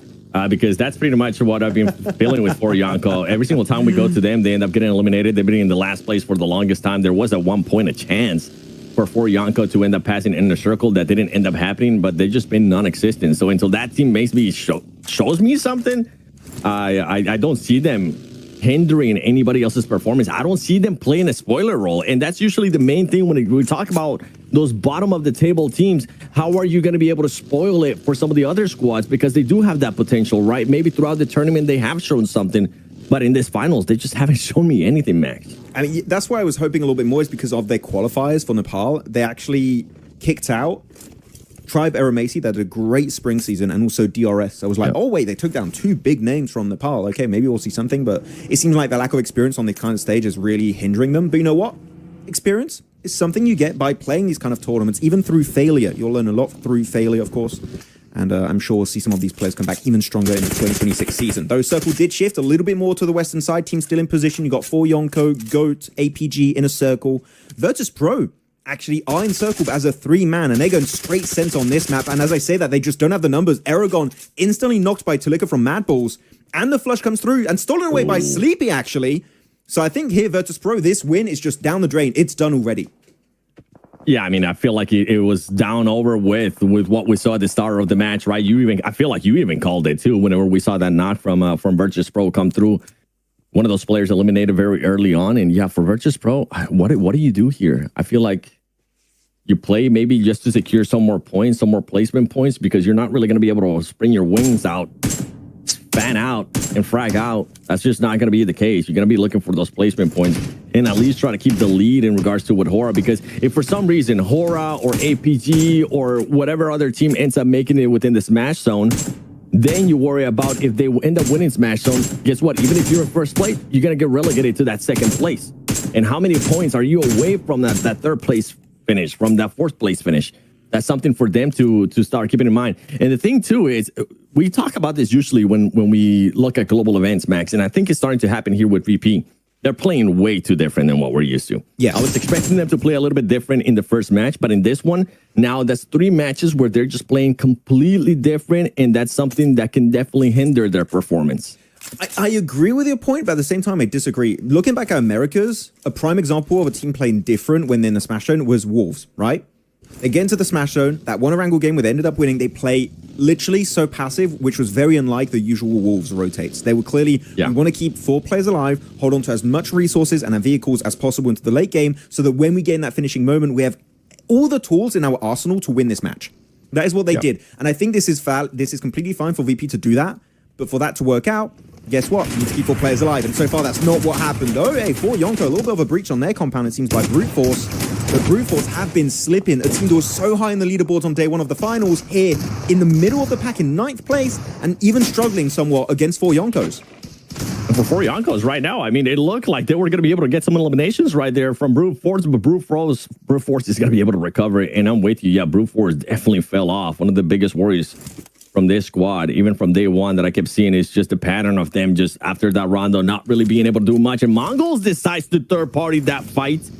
Mongols making sure that they don't allow Brute Force enough time to reset as the elimination feed is just taking over. Meanwhile, VP with the 2-man squad going to be moving around, trying to re-rotate. And for Brute Force, oh man, this is just worse expectations here. As you have just a team that's below you in the leaderboard, hunting you down, third partying. And this is what I'm talking about in regards to some of those squads actually showing potential to play that spoiler role to make sure they stop some of those teams from moving up in the leaderboard. Mongols is doing that perfectly. I'm going to show the map feed. We didn't show it on the stream for a second, so I'm going to be showing you guys where the circle went. Big northern shift, so team's currently still in position. VP went for the send, actually, and do eliminate it team, so they're still able to survive on this one. That was a bold send from Virtus.pro, but it was successful. Malloy able to do the work with his teammates. Actually, we're going to have it on the main feed here. But now, Southern teams, Al-Qadzi in particular, I want to see what's your game plan. What's your entry point? Are you going to crash into Arcred's position? Are you going to go for the very strong APG dip here? Or maybe a Western compound wide rotate into go? It seems like the wide rotate is what Al-Qadzi is going to commit to, 7. But even then, like, if you go for a fight as Al-Qadzi, I think there's a very, very high chance we'll just see a massive third party occur. Yeah, and going back to the topic that we were talking about, Virtus.pro, I kind of want to retouch that too. And I want to get your opinion if you're currently watching and you have the chat open. Let us know, do you think Virtus.pro is playing a little bit too passive? And they're obviously playing different than what they were able to play before. And don't take this match into account because they have 2 players. Obviously, they're going to be playing passive. They're going to be looking to just get those placement points. But overall today, I feel like this squad has definitely played way more passive than I expected them to. I expected them to play passive, but not to this extent. Meanwhile, Mongols is just not giving a damn. We were talking about teams that are just going to stop caring. Mongols is currently doing that. They're just driving around, seeing if they can get eliminations back and forth from other squads. I just wish they would have played like this early in the tournament. Like, this is a very, very good way to play it. Playing it very aggressive, opportunistic. You see a fight, team's weakened, full send it, get some elims. Hell yeah, Mongols. More of that, please. Though, Mongols, here you go. Good smokes. Trying to block out some vision. Going for the wide wrap, southern side, right into Casanova's building. Uzaifan and Iron are going to struggle getting fully involved here. Casanova kind of in a 1v3 here. If they don't fumble and give multiple 1v1s, I think this should be Casanova losing his life in the very next few seconds. Casanova has been a player that's been able to clutch up for the squad. Is he going to be able to clutch up right there? Oh, he ends up getting stuck in the door. And it's going to just force the rest of the squad. I don't mind that from ASI8, honestly. Just back up from that fight. You don't really need to take it. Mongols had everything going on their way. Being able to be smart, being able to be aware too. And I see some of your guys' answers saying, yes, you guys do feel like they're playing a little bit too passive. That's fair. Some of you guys even saying that they're playing scared or feeling the pressure, which could end up happening. You never know with these squads. We have seen teams and players crumble under the pressure. And Mongols now taking the fight over to Hora. Sky ends up getting knocked. Are they going to end up confirming that? Because Hora right now is not within that Smash Zone, Max. Mongols just trying to be the spoilers of this lobby, it seems. Inner Circle did move up towards Al-Qadzi and go on this hilltop. They played there before, and they did get also overwhelmed during the group stage during one of these matches in this position. So you got to be very careful. I know Inner Circle don't want to make the same mistake. By the way, Circle shifted south. So actually this position, this hilltop, is still in circle. And you know what? For a few seconds here, I'm going to show the map feed for the chat. And this is time to predict, everyone. Who do you think is going to be claiming this third chicken dinner of the day? Who's going to be taking this one home? Of course, we had Skyforce on the first wrangle, and the Rondo went over to APG. Who is taking this one home? There's still a lot of full squads alive here, Seven. Kind of hard to go for a pick. I don't know. I don't know. I'm trying to think here. I'm like, APG has been playing super passive as well. They've been waiting it out, seeing what's going to happen within the circle, which is absolutely fine. Arcred, remember, when we're talking about this team, we're talking about how they need 14 points to be able to catch up or pass upgrade in the PMGC points for Uzbekistan. But then on top of that, you have Regicide that is wanting to catch up to Inner Circle. Inner Circle still alive. They're not wanting Regicide to catch up. Mongols is playing out of their minds right now in regards to just not giving a damn of what other squads are doing. And meanwhile, Hora is just sitting towards the north, waiting for them to see if they can get enough points to get within that smash zone. And Jiggle making a move, using his side bust, if they can maybe get a bait. And Mongols is the one that's going to end up third party in this fight. I don't know who's going to win. I thought Huzaifa would survive. He literally had no HP remaining. It was invisible health bar, but he was able to make it out. Iron with a two-seater should be able to get the res there behind that dip, but I think we should see Mongols commit. You should push onto this opportunity here. I8 cannot defend properly in that spot. They're getting shot right under the car. I think this might just be the end of the Pakistani team of I8. Yeah, they're still taking some damage. The car's going to be in a very, very bad condition. Hey, good for the side of Hora. They were able to get the reset, though do keep in mind, this compound is still not in circle, meaning Mongols will have to fight Hora after this fight. They do get the eliminations onto I8. Very good push. 7 elims. Where was this Mongols this entire tournament? This is great. Oh, no fear. Being able to just get one of the knocks right there. But look how fearless right now the Mongols are, just pushing in on Hora, making sure they get Sky. Sky's gonna end up getting eliminated. Hora needs to make sure they get enough eliminations here. One's not gonna be good enough. Hora Esports now having to play defensive here. Mongols just being that spoiler role. The nades are gonna be coming through. Can this end up connecting there for no fear? It won't be connecting. Sleepy getting knocked as well. Sleepy gets eliminated by the Mongols too. Who is this squad, Max? We haven't seen this out of them. You got to confirm those eliminations, because right now you need to make sure you confirm every single point. Only 2 players left there from Hora. Mongols trying to make sure they eliminate them. Who is going to be taking this fight? Oh, he's going to try and go for the res in the smoke. He's going to hit that first aid. I think he's going to get it. Yeah, he is trying to get back up the smoke, still taking a little bit more damage. They just can't find him. They hear the footsteps, but they don't know where he exactly is positioned, but it doesn't matter. They will find him in the end as the smoke dissipates. Mongols, to be completely honest and transparent, that was a very poor response from Hora. The regrouping did not happen in time. Mongols were just able to capitalize off the back of that kind of weird response from Hora, and they do win that northern fight. So Hora out of this game, not able to breach the point threshold here. They're still 3 points away, Seven. So unfortunately, this big game that could have happened for Hora just was not going to be occurring on this match.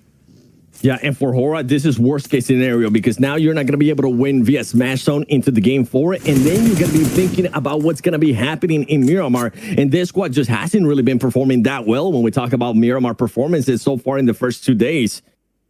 So it could be the opening that some of the other squads needed, like APG, Kanina Power, DG, Skyforce. I mean, they're still alive. They could end up closing up that gap. There could be a chance that Hora gets kicked out of those top 3. It's definitely a chance. APG, Karina Power, Dagestan, Skyforce. Big opportunity here for you to play catch-up in the leaderboards. Oh, top though. He's actually been really good with this Mini 14. He already confirmed 2 eliminations. I think he was on Arkadzia. And this is it. Also, by the way, talking about this dip earlier, this dip is amazing for APG. Literally called God Dip for a reason. Especially when you have an A-type scope on the Mini 14, and especially when Top is the one holding that weapon. Doc a little bit further forward. Got to be careful to not get knocked, but they are trying to stop this rotation of Arcred from happening. A lot of damage connects, but so far, not able to convert that into a knock. APG. I have my pick. I think APG is going to end up winning this. They're just waiting for the right time. This is another squad that's just playing passive, looking to get those points, enough points to get into this match zone. And now they're going to be finding an opportunity here between Skyforce and Arcred, seeing if they can maybe third party get enough points here. And I mean, at the end of this match, we could be having APG crossing that smash zone. Gonna be able to spot one right there from Skyforce. They know exactly where he's at. Doc setting up those nades. Known for having those nades. And VP gets eliminated by none other than Kanina Power. Yeah, 4th place team here, trying to catch up actually to APG. So Kanina Power having the game of a lifetime. 3 eliminations for Obli. going to be having some good conversions. Doc, do not overpeak this. You cannot afford to get knocked in this position. This is a really bad time for the docketing to happen. Hey, he has backup from one of his teammates. This is good. I think it's Reefus there as a backup on the front line with him. Reefus, Doc, deadly duo, the nade. Homing in onto Skyforce. Is he going to find the knock, though? Not yet, but it got close. Yeah, and luckily here for Skyforce is stopping. Oh, I was about to say it is stopping Arcred the push. That nade. APG. Stop ends up getting knocked. The nade's going to be able to hit, but it's not going to be able to fully connect with it. As now they're going to be having to back up a little bit, and this could be the opening that Skyforce needed here. Arcred could also get the focus on APG. That push could end up backfiring there for APG. Reef is trying to see if he can maybe connect with some of these nades. A little bit too far away. Could this one end up connecting? No. He's going to end up exploding a little bit too soon. Arcred gets eliminated. Wow. And only 1 point, this squad, I mean, right now, not performing, not getting the points that they need to get to pass up upgrade on the PMGC points for Uzbekistan. I feel like we need to see something more from APG here. Like, they slowed it down significantly. Luckily enough, they didn't lose any player. They did go for the res on, I think it was top at that point. But they do get back up as a four-man squad. They actually, this is not too bad. They're trying to hold off Inner Circle. I think they were maybe scared of a third party happening, which actually Inner Circle could have pulled the trigger on that fight if they wanted to and claim this southern eastern dip. So APG, actually, that was maybe the main reason for them stopping that fight between themselves and also Skyforce. And just everyone's waiting for phase 7. The main reason. Yeah, just a heads up. Arcred was the main reason because they were just waiting to see for APG to overpeak on that edge. And as soon as top ended up overpeaking, Arcred was able to knock him. So we made him even pause, put that break on in regards to any push that they were thinking there on Skyforce. Where's the circle going to be going? Is going to end up favoring Skyforce, Kanina Power, and Mad Bulls as well. Now we might end up seeing that fight between APG and Skyforce. This is the moment for them to take it. They just got to be quick with it because Inner Circle could be looking to third party that. They will. They 100% will. So APG, I think, are going to try and delay the fight as much as possible and hoping Inner Circle get out of position. But now with Reapers going down, APG, the entire setup here is kind of falling apart. Riley going on the offensive, and it's been successful so far. I think that here, PG is going to get completely pinned. So there you go, Inner Circle pulling the trigger. They're sending it over the road, over the dip. They're finding almost top. He doesn't get squashed, but he will still be found. And Inner Circle are successful in that breach. That's it. APG out of the game. Still not able to make it in the smash zone as Inner Circle will successfully snatch away this ridge.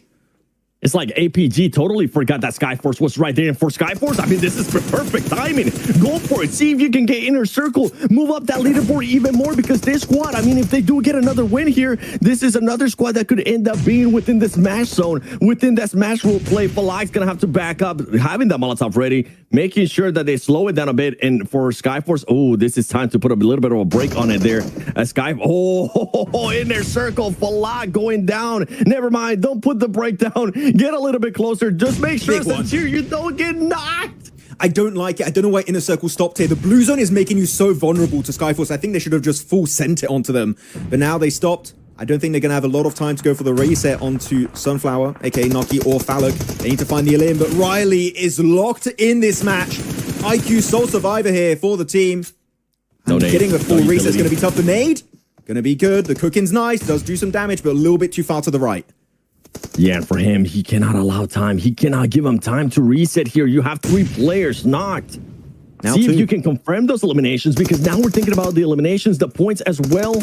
Riley being able to get one. Can he stay alive long enough? No, it's going to be IQ connecting and making sure that he stops Skyforce from getting all those points. And now this is an opening for Kanina Power and Dagestan, 2 squads that are also fighting to be there within the top 3. Yeah, Kanina Power quite low when it comes to ammo, actually. So do they have even the resources to win some of these game-winning fights left for them in this game? I'm not sure. Mad Bull still holding onto the garage. The circle shifts right on top of this garage.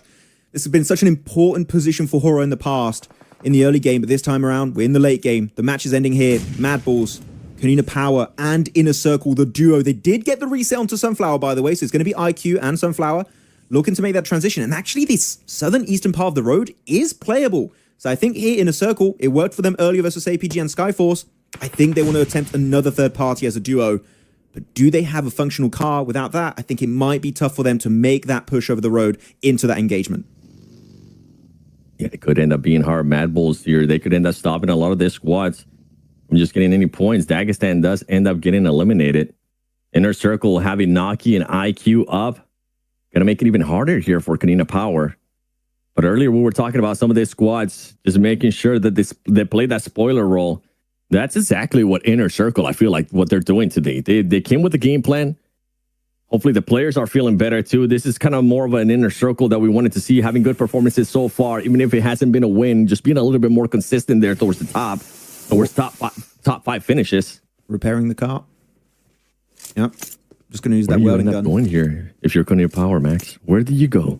You wait for the circle. I think you wait for the circle because it's going to be pushing Inner Circle over the ridge, and then they're just going to be completely in the open. Again, unless they have maybe also a lot of resources in terms of smokes and an M79, then they could maybe be successfully able to transition over. But I think here, Canina Power, you wait, you secure second place, and then you go for the full-on fight versus Mad Balls. But it is going to be a 3v3v2.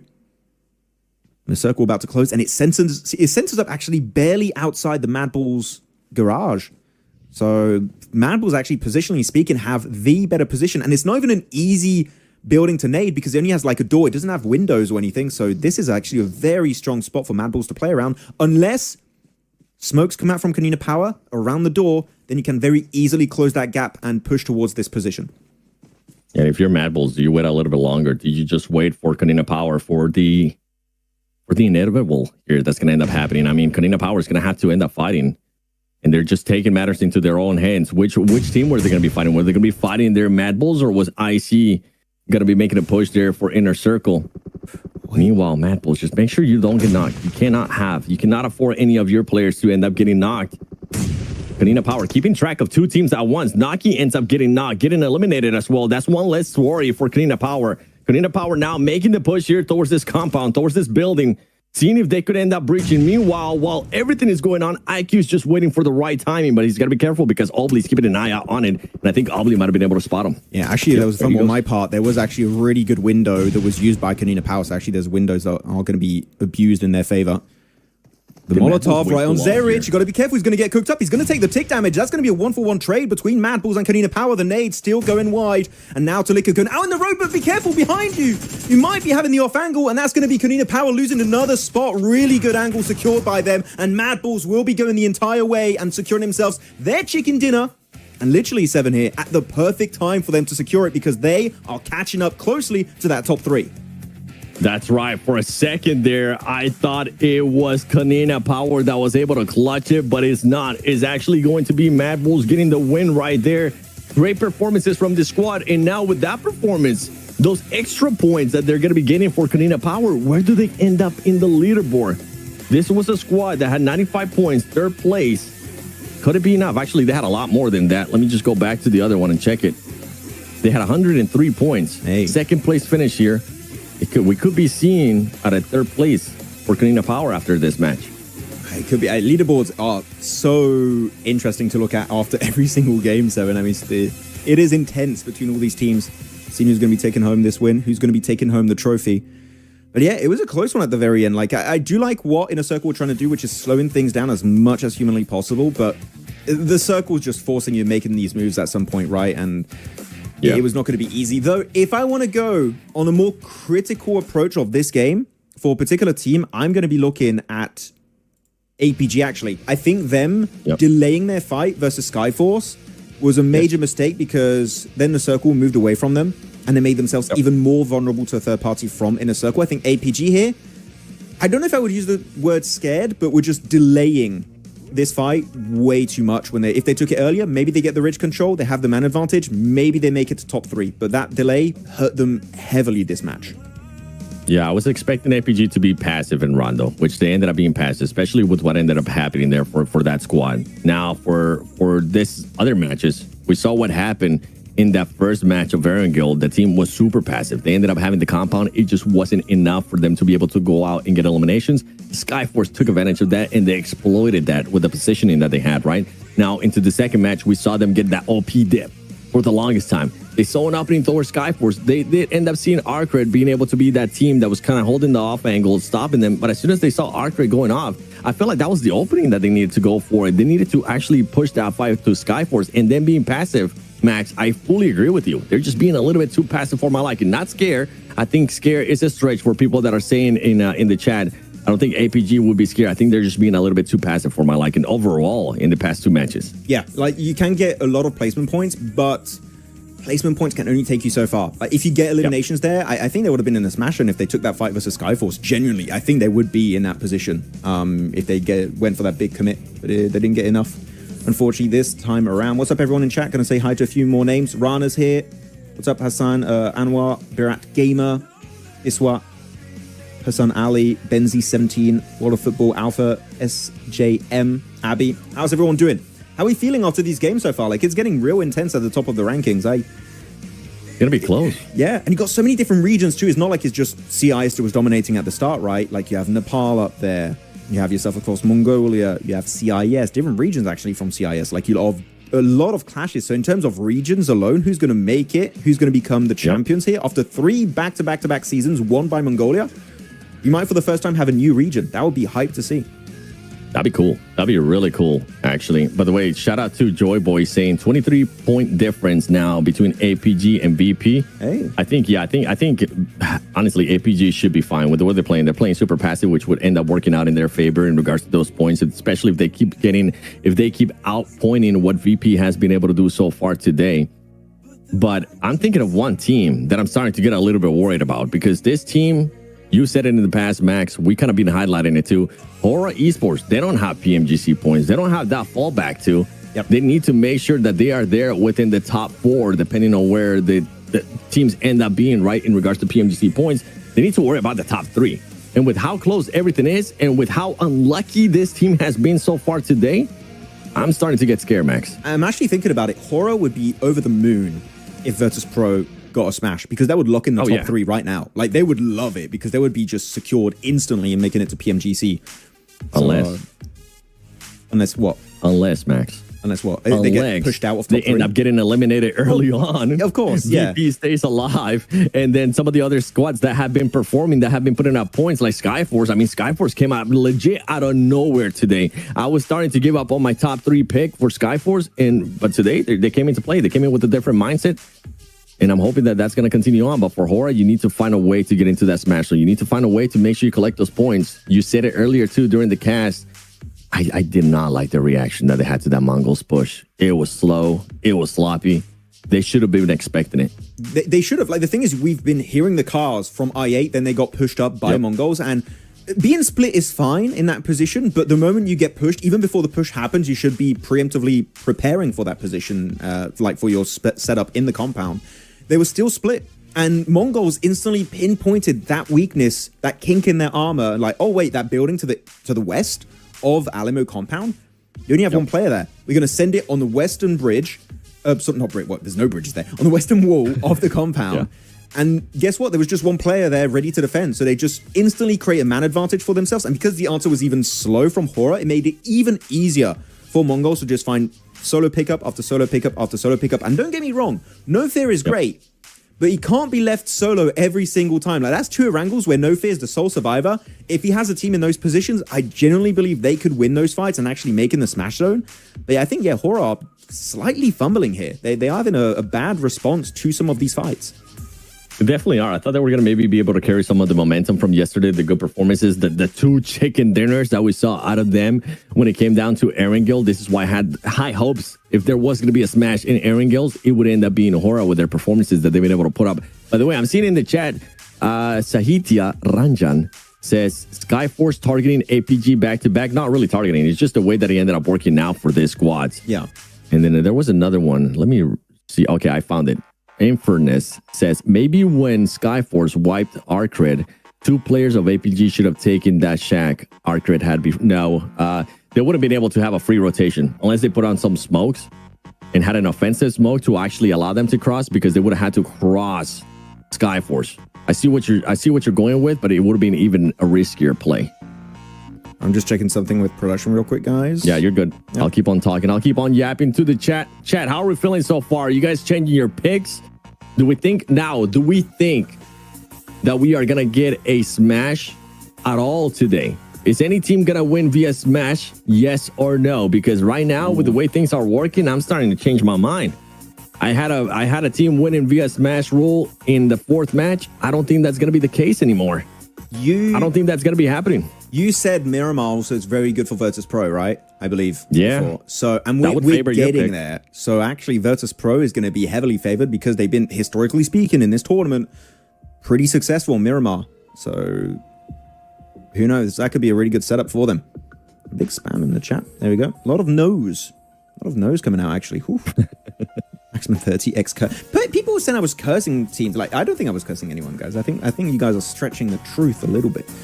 Nah, you weren't cursing any team. That was in the previous match. Come on, guys. That was in the one that you kept saying the player's name and they just kept instantly getting. Oh, look at Horror. Sleepy bum. No fear bum. So, okay, I'll just stop talking about Horror, I guess. Jeez. I'm with you, though. I was cursing teams. I picked APG, and man, it's not the case. CSA is cooking. Surprise. I fully agree with you. CSA is showcasing why this is probably the best region when it comes down to PUBG Mobile esports. So close, man. It's honestly so close with everything up top. Okay. APG will be in 6th, if not 7th game. Oh, you're talking about smashing. Okay, Hawk. IX Hawk. Huh. Let's check the regional rankings. PMGC 2025. Let me check it out. Yeah. I want to see what's the point disparity for the other because we already talked about Central Asia, right? I forgot how much it was between VP Correct. and BT. I was actually looking at Uzbekistan.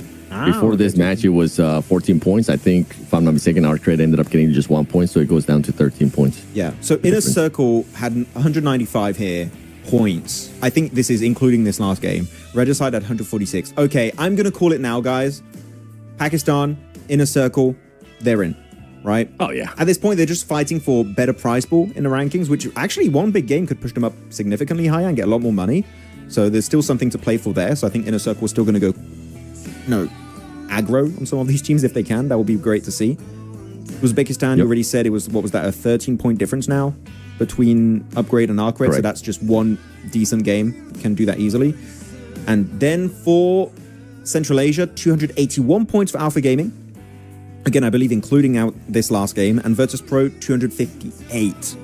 So actually, yeah, the point gap has been increasing at a steady rate, over 20 points now. So Alpha Gaming are looking comfortable, but 3 games, it's still anyone's spot into PMGC.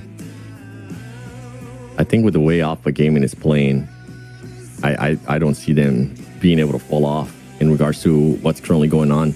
They're playing so passive, they're just playing for the end game, which if they are doing that and they keep just getting more points than VP is not going to be able to close that gap. Unless VP just starts playing a little bit more like what we're used to out of VP. Yeah.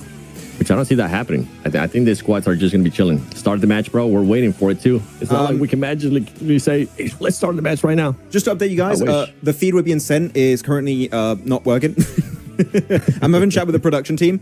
Currently is not being sent to us. So we'll chat with you guys, wait for the game to start on our feed, but we're waiting for that to be worked on and fixed. So sorry for the slight delay, but once it begins, we will get right into it. No delay. Don't worry. It's not like we want to be on full cam the entire time. Okay, I know my forehead is flashbanging you guys, so don't worry.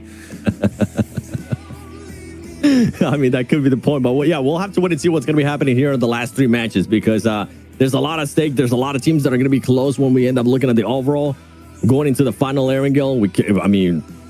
VP could end up surprising us. Maybe they could end up winning via Smash. Or if not, they could end up winning via Smash in Miramar with their performances so far in the finals. With that said, we've got a slight little tech delay, guys, so we're going to take a very short break, work on things, get it fixed up, and after that, we'll be diving into our 4th game of the day. So see you guys in a few.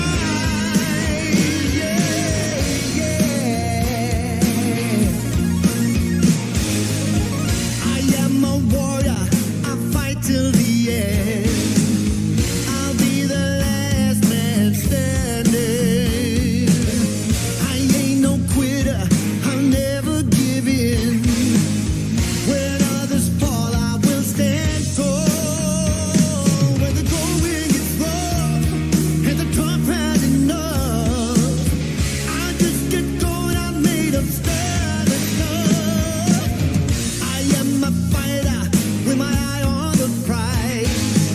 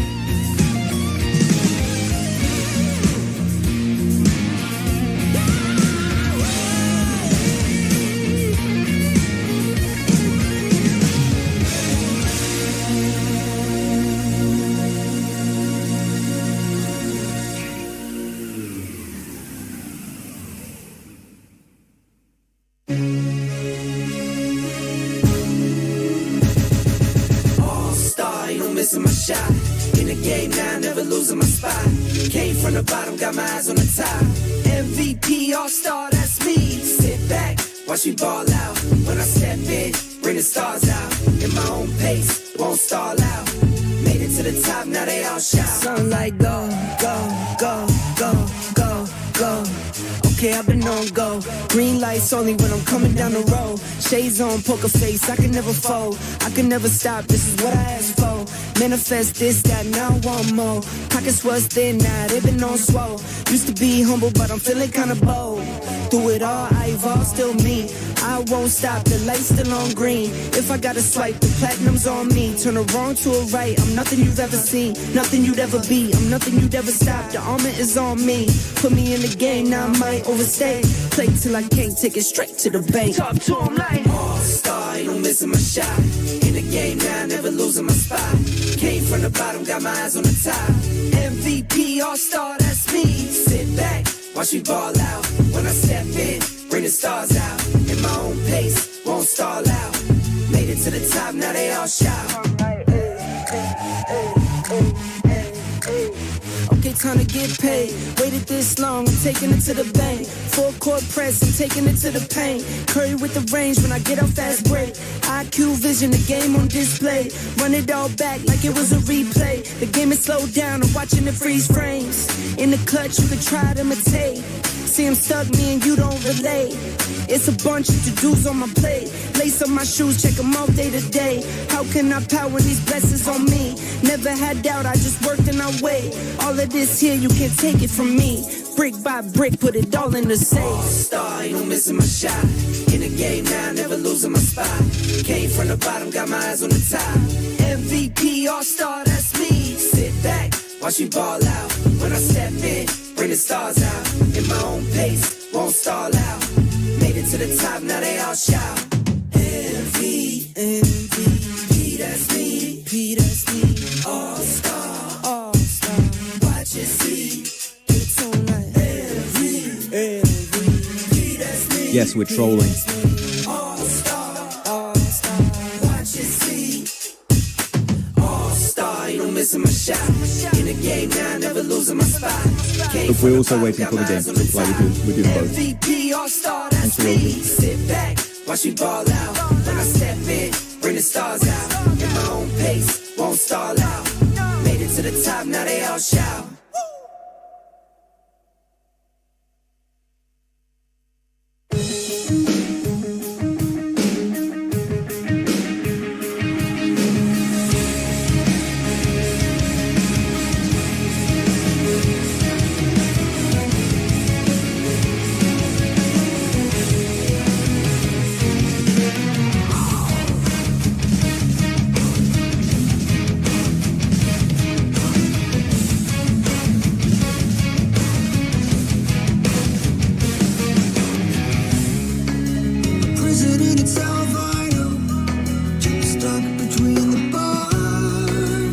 Wait, we're back on desk. I forgot to unmute myself, Seven. We're live right now. I forgot.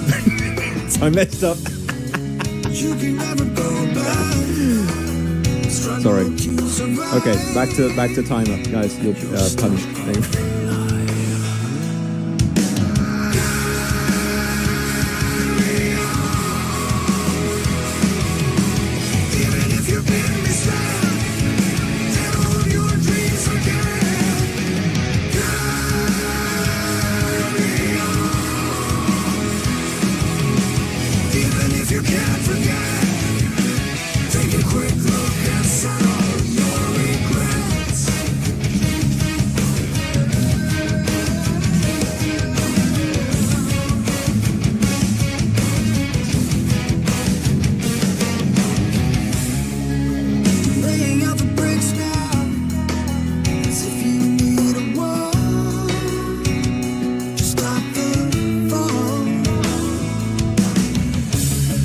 Your bone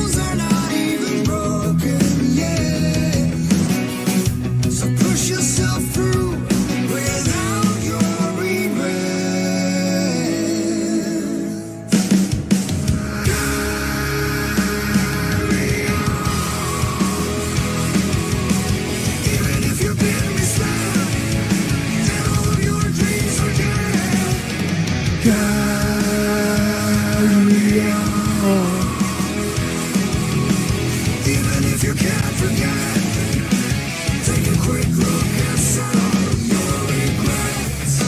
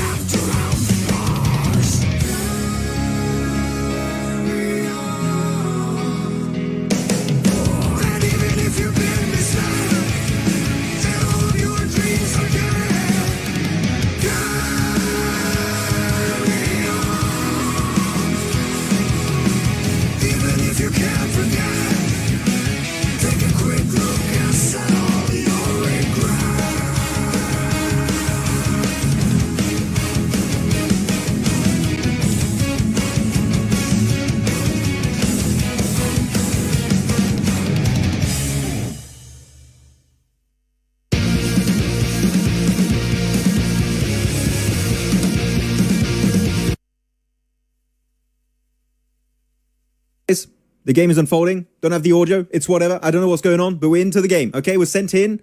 We just got the feedback. Thank you very much, production. The game is live, and we're diving right into it. And it's Virtus Pro. They're still alive in this game. They still have 4 players. They have 7 eliminations here. 7. That's right. I mean, they still have the 4 players. I feel like this is the Virtus Pro that we ended up wanting to see throughout this. And meanwhile, Hora is going to be towards the north there for this squad. And those are 2 squads that are currently fighting out. How many eliminations does Hora currently have? Because Hora... Did they just push up? Did they just get eliminated? Or am I mistaken? I don't know. I have to catch up what position we're in. So we're going to be west of shelter position. Okay, we still have 7 teams alive in this game. Doc is still alive, actually. Falcon going to be able to find Doc with a headshot. That's going to be huge. Ooh. Okay, but yeah, the game was happening in the background, guys. We're jumping back in. We're trying to catch up on everything. We just got the feedback. The VP, the god dip from last game that APG had this time around in the hands of Virtus Pro. Still 4 players alive. 9 eliminations here. They're going big on this game. We'll see how things are going to be working out. Again, trying to work on resolving the audio. I feel like this is the VP squad that we were expecting to see max. I mean, they're playing it right now. They're playing so much more aggressive than what we saw in the previous matches, too. APG is currently going down. Falah getting 2 players there with the nade. Top and Doc. Seoul going to be going down as well. I think that might be for APG because Mad Bulls was there as well. Uh-oh. Could this be? Could this be the opportunity for BP to end up smashing and end up becoming champions of PMSL CSA? What happened within the order too? Because we didn't even get a chance to see. We don't know what ended up happening with some of the other squads. We don't even know what happened with the overall max. The thing is, they even look ahead of the road. There's such a good little ridge line to play for Virtus Pro. Like, this is looking likely for chicken dinner. You know what, chat? Screw it. Chicken dinner. Who's taking it? Make your prediction right now. Who do you think is going to be taking home this win on Erangel, the final Erangel of the day? Again, could be even the last game of the day. We're getting right into the action. 5 teams remaining, top 5, still and 4 players alive. This is massive for the CIS team of Virtus Pro. And everyone, like 10 elims, 2 for Voston. Milky Way gets 2, 6 for Aragon. The MVP contender also could be snatching away that award in this final match, possibly. They might have heard us talking about them. They might have heard us say that they were playing a little bit too passive, being a little bit too... Yeah, honestly, that's pretty much what it came down to, being too passive, chat. That's what this squad was doing. Somebody said that Falak ended about 1v3 in APG. I'm pretty sure we'll end up seeing on a highlight on his Instagram. So I'll keep a close eye out for that one. Meanwhile, VP continuing to play this rage, finding players there from Alcatia. Alcatia having to back up a little bit. They're looking like they're going to win this. Yeah. Yeah, you have to pick Virtus Pro for this one. That's going to be my pick here. But hey, look at that. Nocky, Sunflower.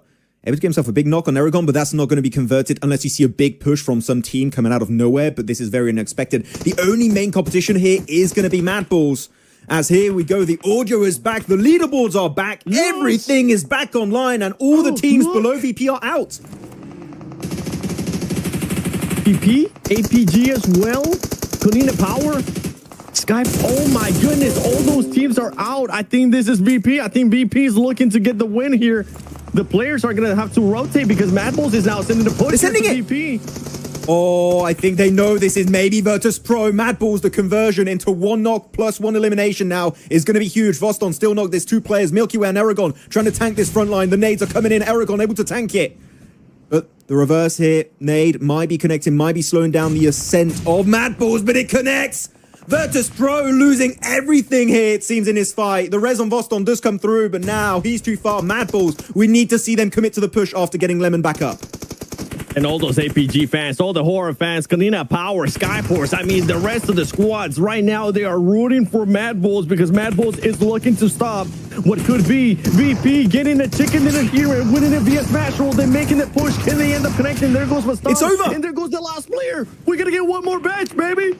We're going into a 5th match after this one. But for Mad Bulls, this could be an opportunity for them to maybe get the win and move themselves up the leaderboard. The leaderboard's still going to be so close, Max. Look at how close everything's going to be. And Hora didn't end up getting enough points. Once again, Hora just throwing today. What just happened with Virtus Pro, man? Out of nowhere, this team was looking so good, and then you snap your fingers, they are completely gone in this match. Phallic, 6 eliminations. It's so unfortunate we missed out. This guy having one of the best games for him individually in his grand finals for CSA. But you know what? In a circle, had a little bit of a too wide split. They do lose T24. Sunflower put extremely low, but luckily enough, we'll be able to tank those bullets. They have the high ground. They can transition. They can have full control of the circle. Really, this is a fight between Inner Circle and Mad Bulls for this chicken dinner. And Mad Bulls actually 100 points here. He could actually rank up maybe into the top 5, depending on how this game goes.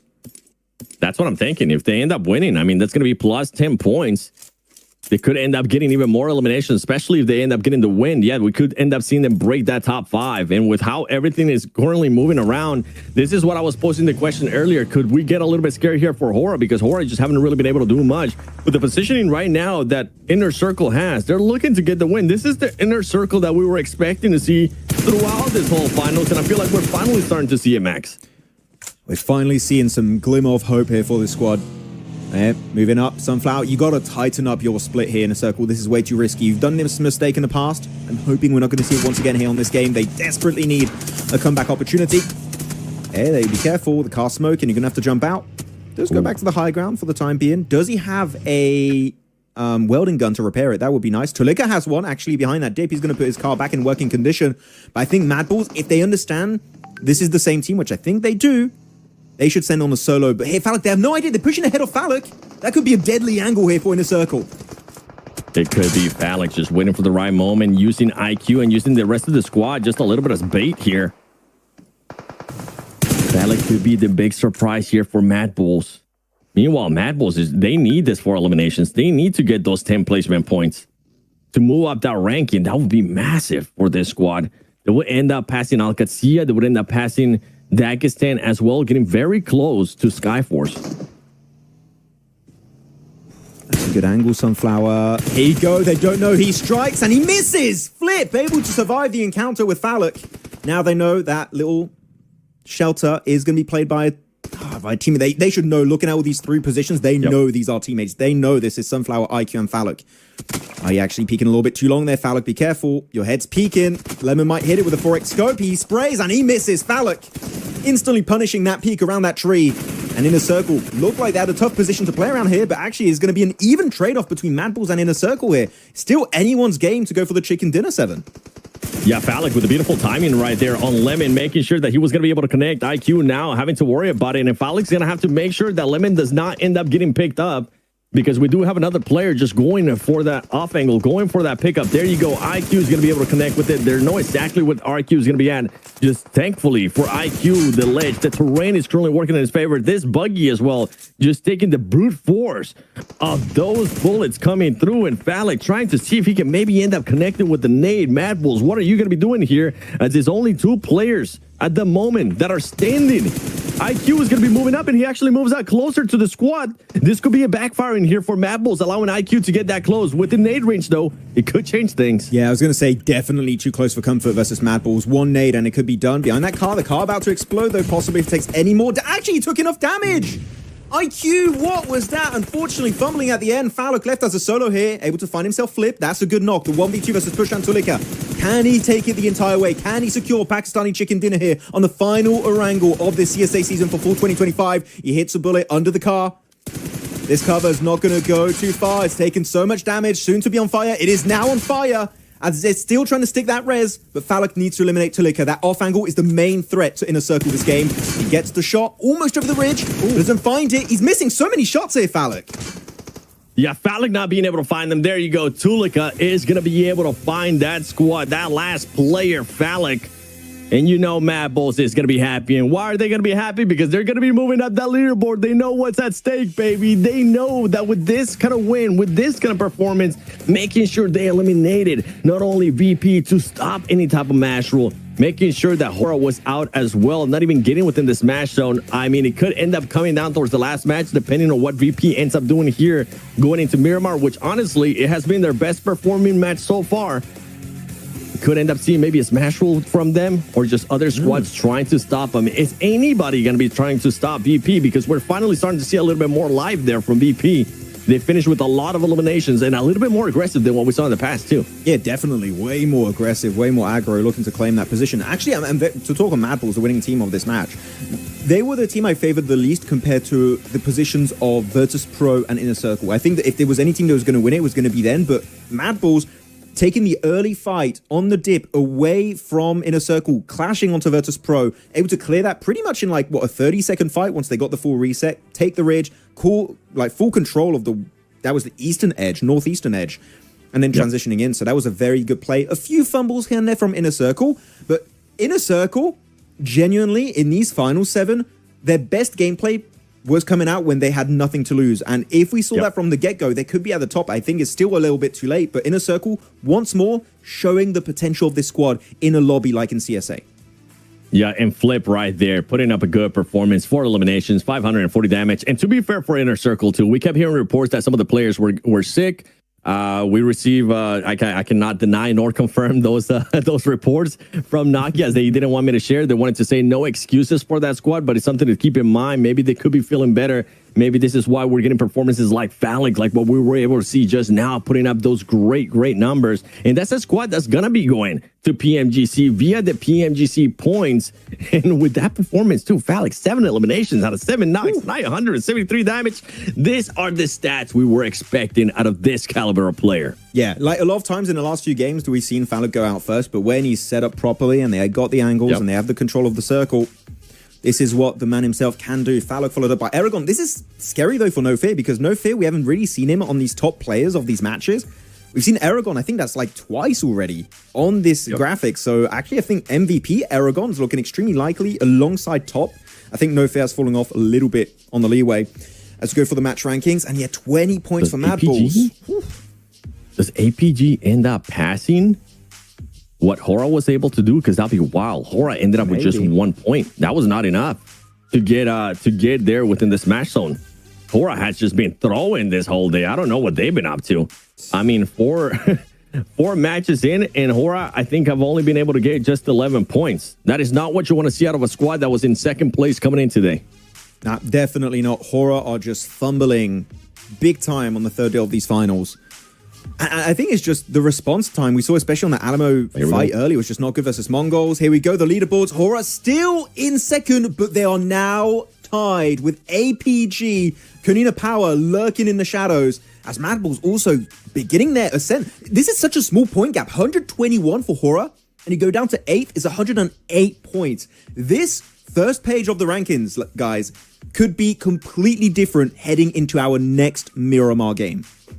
I mean, even if you take a look at Hora from 7th place, that's just 9 points difference for all the squads. And we're going into Miramar. VP, we know what they've been able to do in the past. We know that they can definitely put up some good performances, at least what they were able to showcase in the first day. They ended up getting a chicken dinner. The eliminations were there too. Yesterday, they did fumble a little bit more when we ended up going to Miramar, so that could be an opening for some of the other squads. A team that was able to perform really well was Kunina Power. They're going to be looking to move up this leaderboard. Skyforce has been turning it up today. Mad Bulls now turning it up. Dagestan has been awfully quiet throughout the whole day as well. even though for that squad, they still got more points than what Hora has been able to do. That's how horrible it's been. And then you have IC with performances like they've been doing today, just moving up the leaderboard. I mean, IC started off the day, if I'm not mistaken, with just 39 points. This squad is putting up performances that we expected them to. And again, Inner Circle, 100% qualified now after a game like this. 100% qualified to PMGC. Regicide not going to be able to do anything in the realm of, like, you know, what's possible in 2 Miramar matches to achieve to make that comeback on the regional rankings for Pakistan. So Inner Circle, nothing to lose, jumping up. They were in 15th place at the start of today. Now, Inner Circle, 10th position, 89 points. Could be looking to maybe breach on the first page. I don't know how high they could realistically make it, but still already good on that front. But, man, these next 2 games, you know what? I'm going to say it. This is the perfect game to have a tech issue on because these next 2 games are going to be wild. We could see Horror, we could see APG pushing into the Smash Zone into the last game, but meaning it's still all on Virtus Pro. And I know I've echoed your point multiple times here, Seven, but Virtus Pro and Miramar, they've proven successful in the past. Could they make it happen here on this 5th match of day 3? Yeah, I feel like for Virtus Pro, it is a bit of a question mark. I want to set the tone correctly for the viewers too. In the first day, they were able to get that chicken dinner, but then on the second match, they ended up with 14th place, 0 eliminations. Yesterday, they were able to put up 11 eliminations, but a 7th place finish. And then on the last match of yesterday, they ended up with 16th place and 1 elimination. So you can see a bit of an up and down, but they have shown the main thing is that they have shown that this squad can definitely win in Miramar. That's what we're going to be keeping an eye on. And the thing why I'm mentioning this is because Alpha Gaming, remember, we still have the PMGC points at play. Pakistan is pretty much locked in. Inner Circle is going to end up winning the Pakistan PMGC points. When we go to Uzbekistan, they're currently only separated by 6 points. Arcred is currently trying to push up Upgrade, and Upgrade's not even here to defend themselves.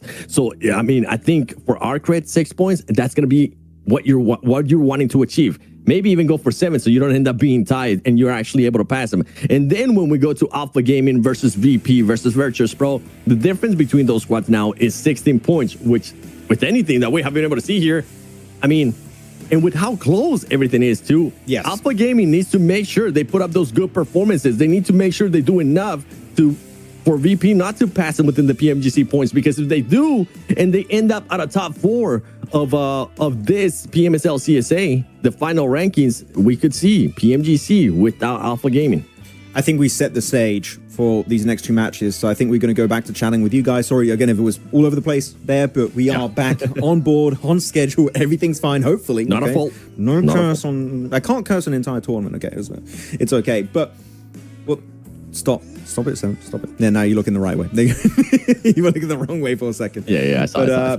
Any questions, chat? What's going on? What do we want to talk about? PMGC points about Virtus Pro and APG. Did you say the exact number? 7, how much it was? Yeah, 16 points. 16 points. At least this is what it's currently showcasing. I'm gonna just assume that is up to date. Got him. Okay.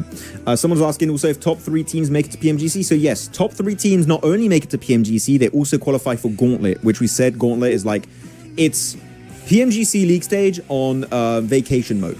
If you want, you have almost a 50% chance of making it to the grand finals purely by playing there. Top 7 qualify. Top 7, the reason why it's top 7 is because we already have 1 grand finals team for the region that we're going to have the finals at, which is Thailand, and that's going to be Vampire. Yep.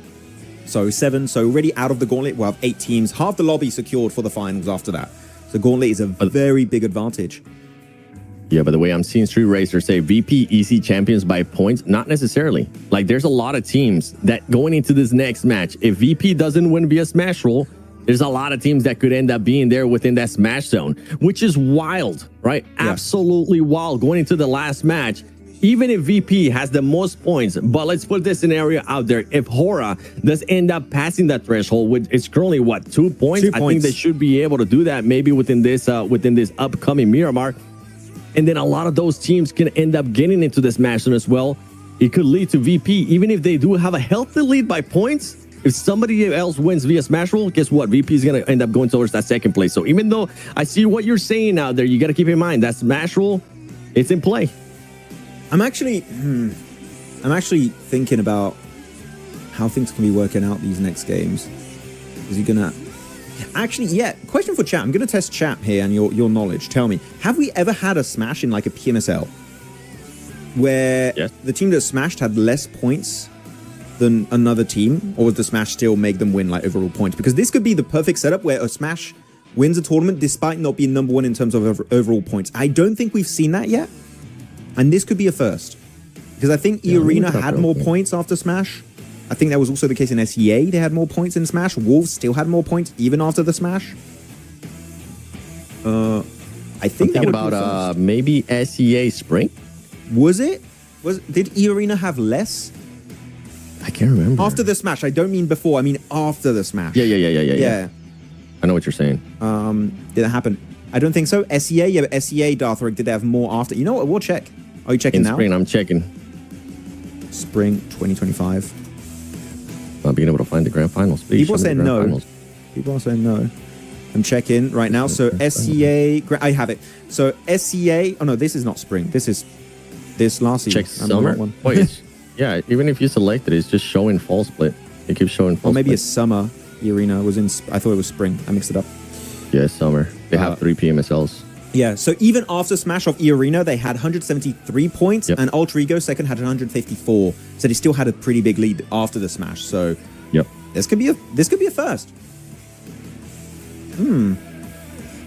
Today, Inner Circle points in 51 in 4 matches. Is it a comeback? I mean, it's definitely a comeback, but the only thing is that they're too far to try to make it a top 3. They would have to get a win here in this next match.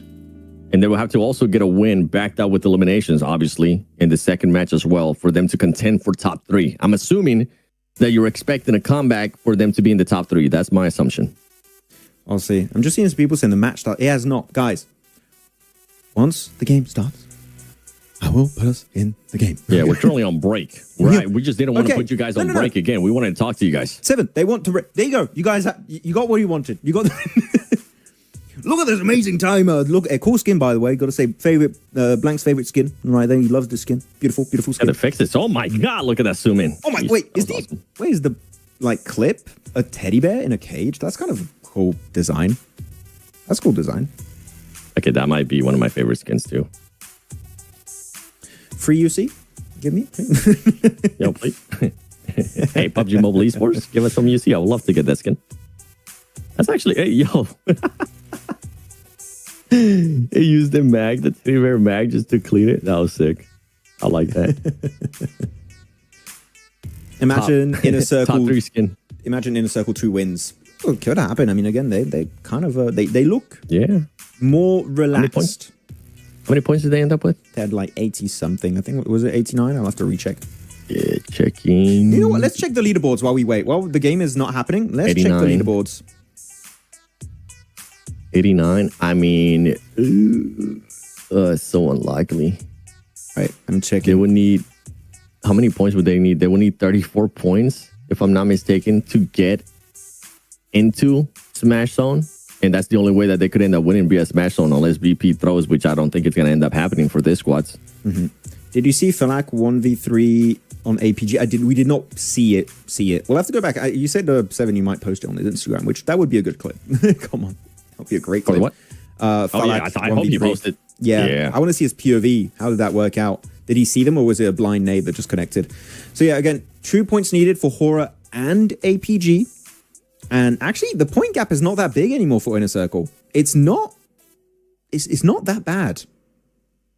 Like, could they win? No. Could they make it top 5? They could. It's not impossible.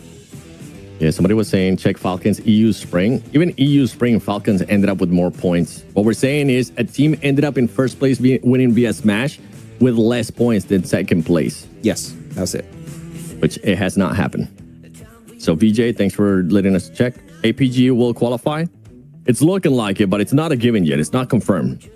Will APG be finishing in the top 3? I have APG finishing in 4th place in qualifying via PMGC points. Yeah. Actually, one team we did kind of pick, the 2 of us, 7, was Dagestan, that has been not doing too much today. So Dagestan are kind of fumbling. The Tixie Supremacy is not continuing, unfortunately. Is that why you pick him? That's why I picked him. I'm not going to lie. I'm being completely honest with you because of Tixie. Yeah. Yeah. No, me too. That's the only reason. Me too. I picked for Tixie. I was hoping. Like, Tixie on the global stage is just such, to steal Nitro's word, a vibe. the Tixie vibe. Let's see. It has happened in PMSL SEA Spring. Spring? Let me check I didn't even see that, though. PMSL Can I check SEA that too? Spring. Because I looked at it real quick. It was Deke Xavier winning. Deke Xavier, first place. Deke Xavier, 171, followed up by BTR, 158. No, that's not true then. Tis not true. Yeah. They did not have more points. And they didn't even have Smash, I believe. No, they didn't even have Smash. They didn't have Smash then in spring. Am I in the right year? Spring 2025? Yeah, yes. you're right. You're right. Lies! They went through 18 games.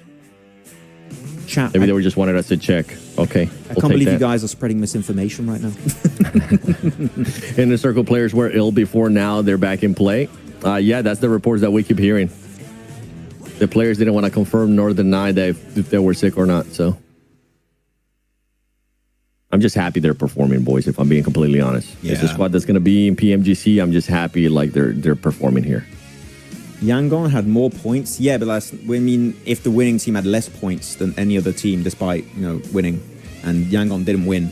And I don't think they even had Smash in PMC. I'll have to recheck. Ooh, look at this one, Max. Unix says, if VP hadn't denied those 2 points in Rondo, APG would have been in Smash already.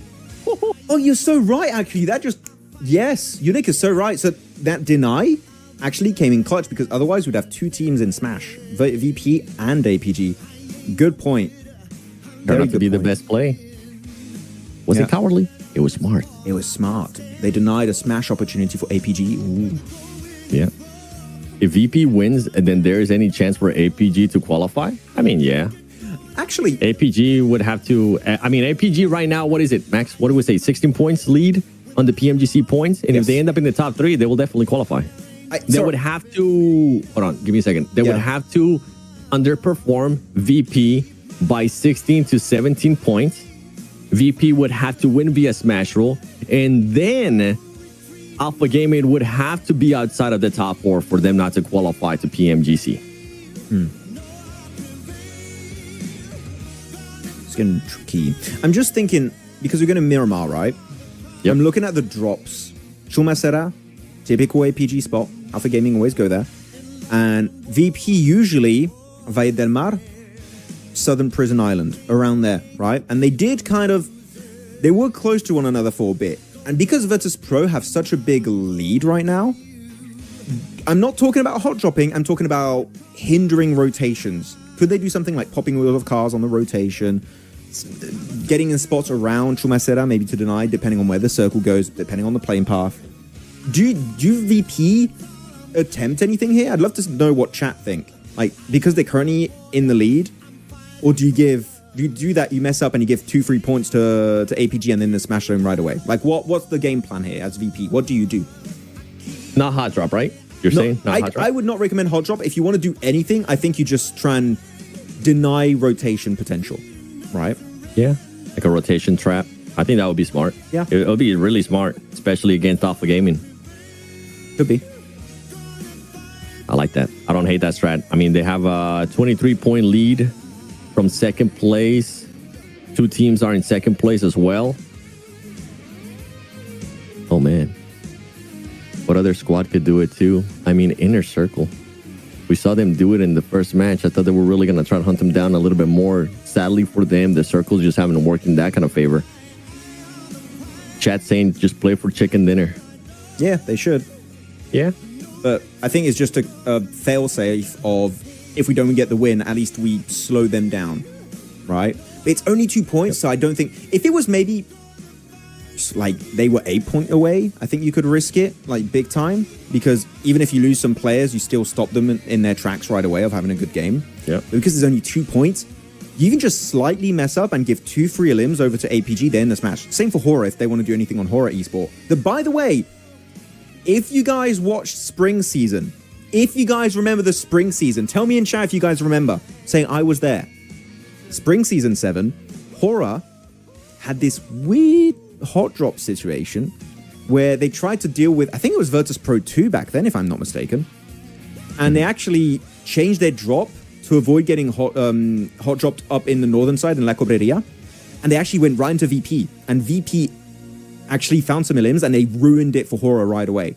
So they also tend to fumble towards the end. They fall to the pressure quite quickly. A pattern here from Hora, just fumbling. By the way, for everybody currently watching, we're just waiting for the match to start. We're staring at a be right back screen. So yeah, we're also like you guys. We could be on break, but we want to talk to you guys. So if you guys have any questions, now is the time. Even if it's not CSA, we can take a bit of a breather since we've just been overloaded, because today has been just amazing with the storylines, with the way some of these teams are playing too, taking matters into their own hands. How confident are you in the Americas teams going into global stage? I think some of them will make it to grand finals.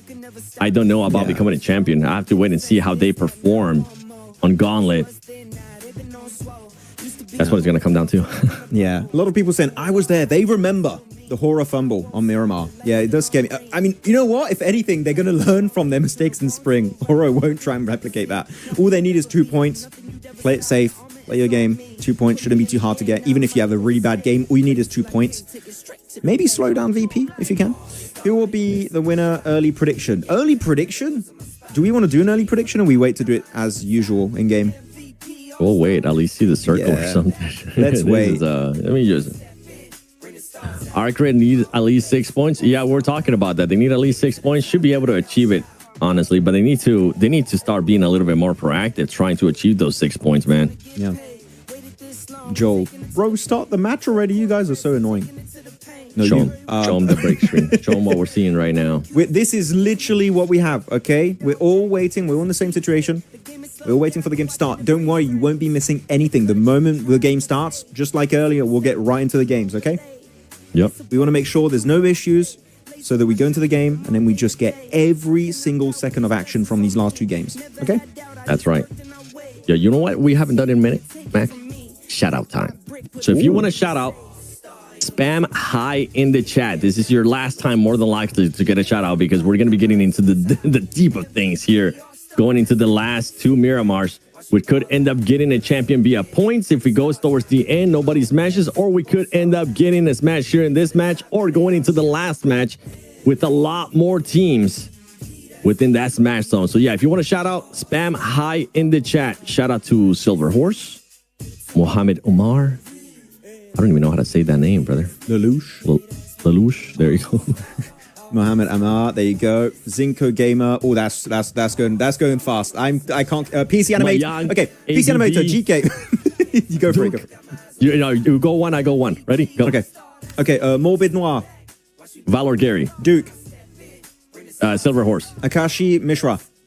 Neptura. Max Verstappen. VJ. Batman. I ate Batman. Husi 17. Umair. Acube. Kito. Bagua Gaming. C2 Gaming. Tanish Puneta. Max. Nothing. Twix. My Docs. Sorcerer. Wow.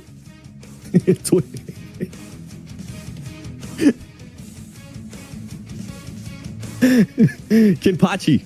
Doc, how are you doing? You should be with your team, Doc. What are you doing in the chat? C2 Gaming. I ate Doctor. Street Racer Bikram. Falsely. Dhruv Patel. Nothing.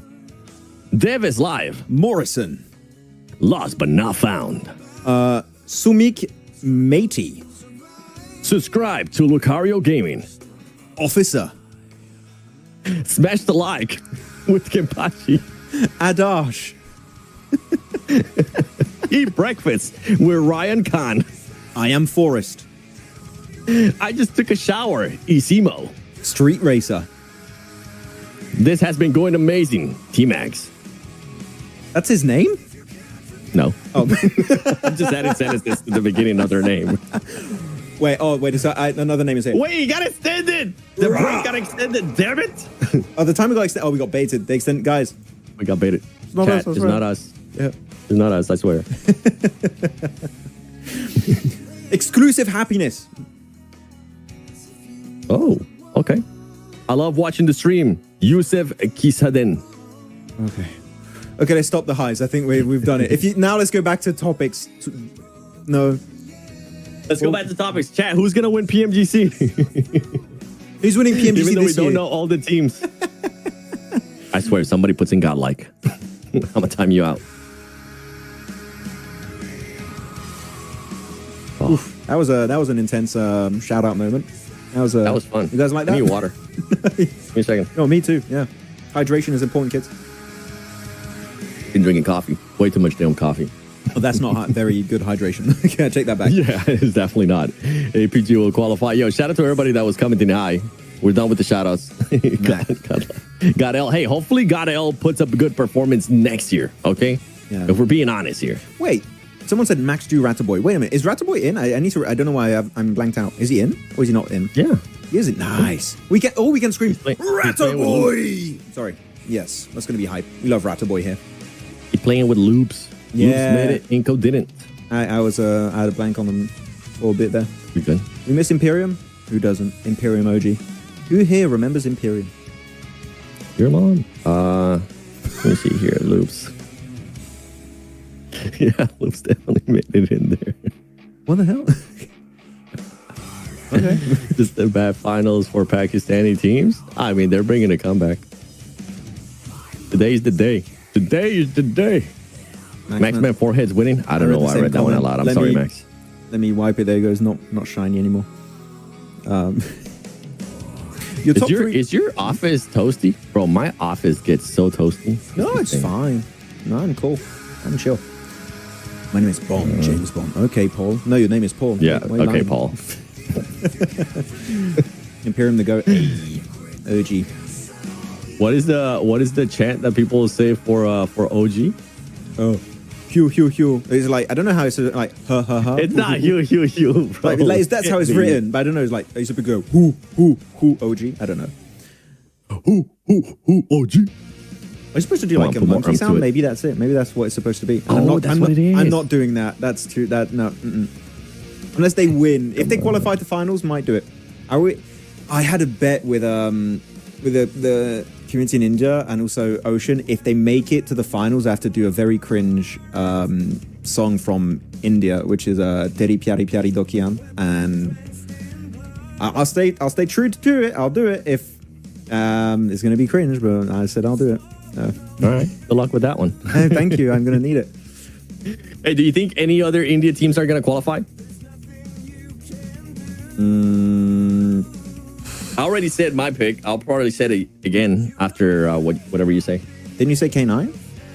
Or was it Team Soul? I forgot. But no, I think we're only gonna have OG. You think so? Yeah. No, I said Team Soul. Ah. I think Team Soul. I'm hoping. You just need to fix that mistake, man. Stop losing players early on. Stop taking unnecessary fights. Team Soul, please. I beg you. No. Oh, somebody said who. Say it as in who. Who. OG. That doesn't sound right. Who. Like, why? Who. Yeah, who. Are you an owl?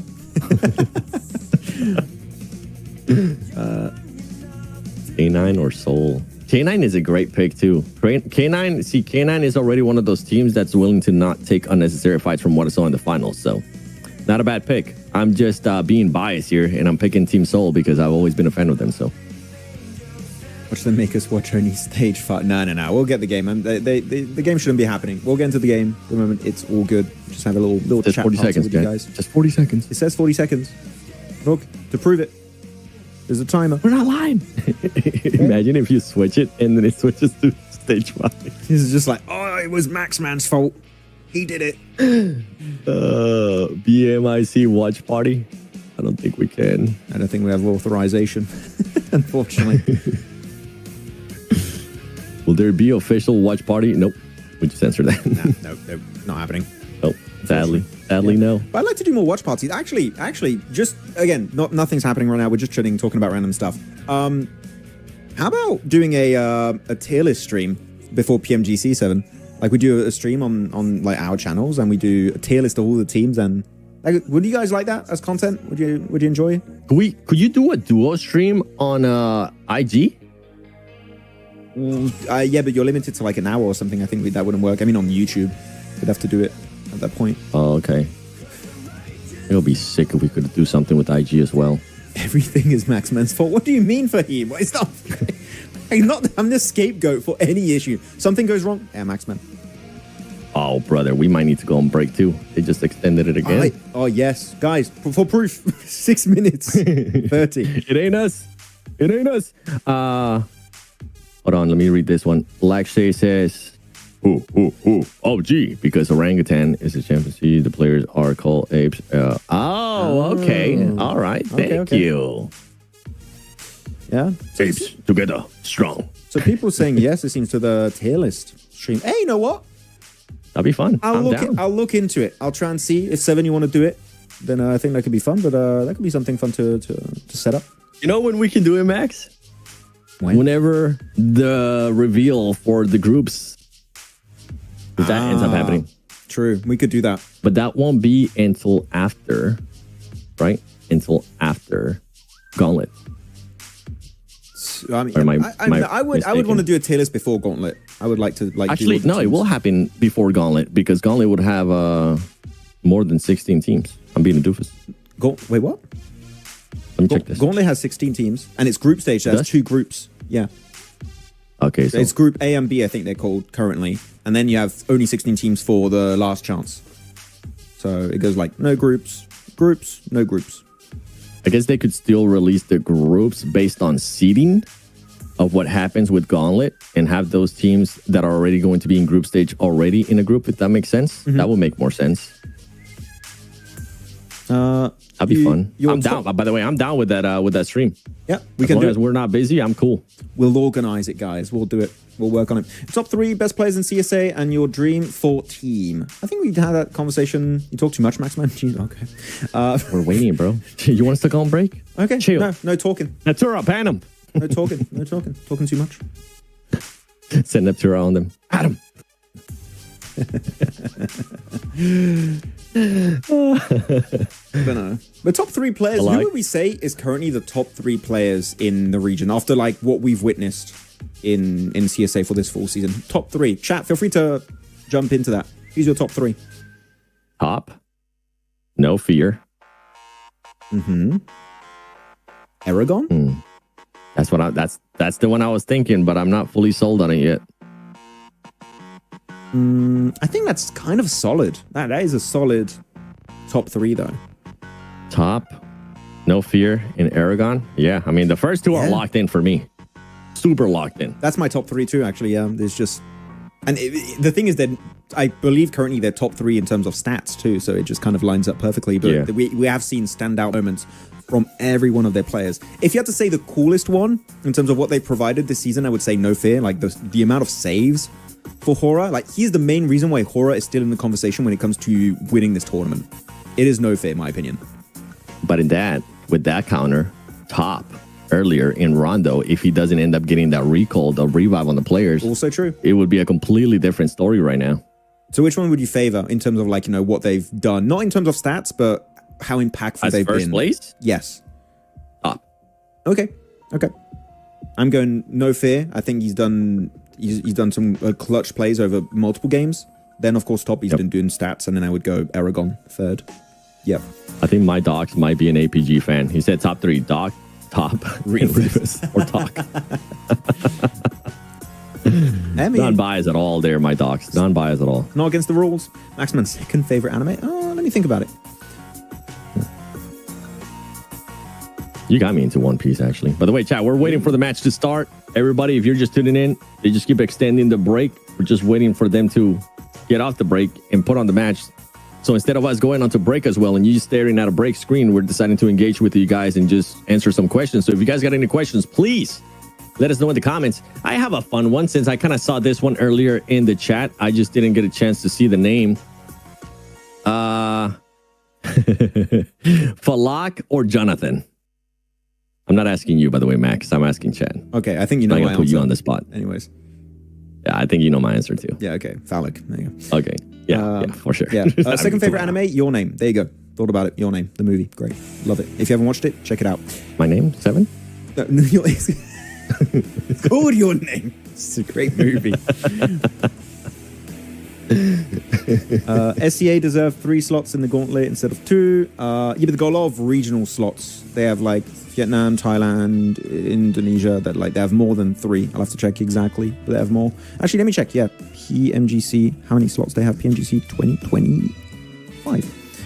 What if this is a great question, Amit? What if OG wins BMIC? Which team will enter? Then it goes down depending on where the leaderboard is at. Usually, if you're already qualified to the event, it goes to, I guess, instead of top 2 or top 3, whatever the case might be, it goes to top 4, top 5, depending on what happens. Because you also have D+ in there, and that squad is already qualified. Yeah. You have rejects as well. That squad's already qualified to PMGC, so you never know what's going to end up happening. This is why I'm thinking that we might actually end up having another India squad qualified to PMGC, because I'm expecting some of those PMGC squads to pop off.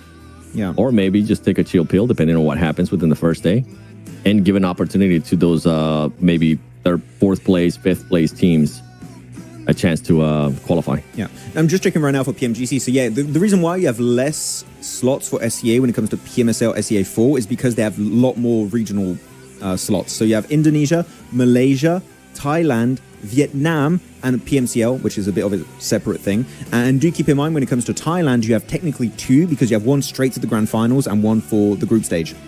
So that's why. So otherwise you would have too many teams from SCA if you gave them an extra slot.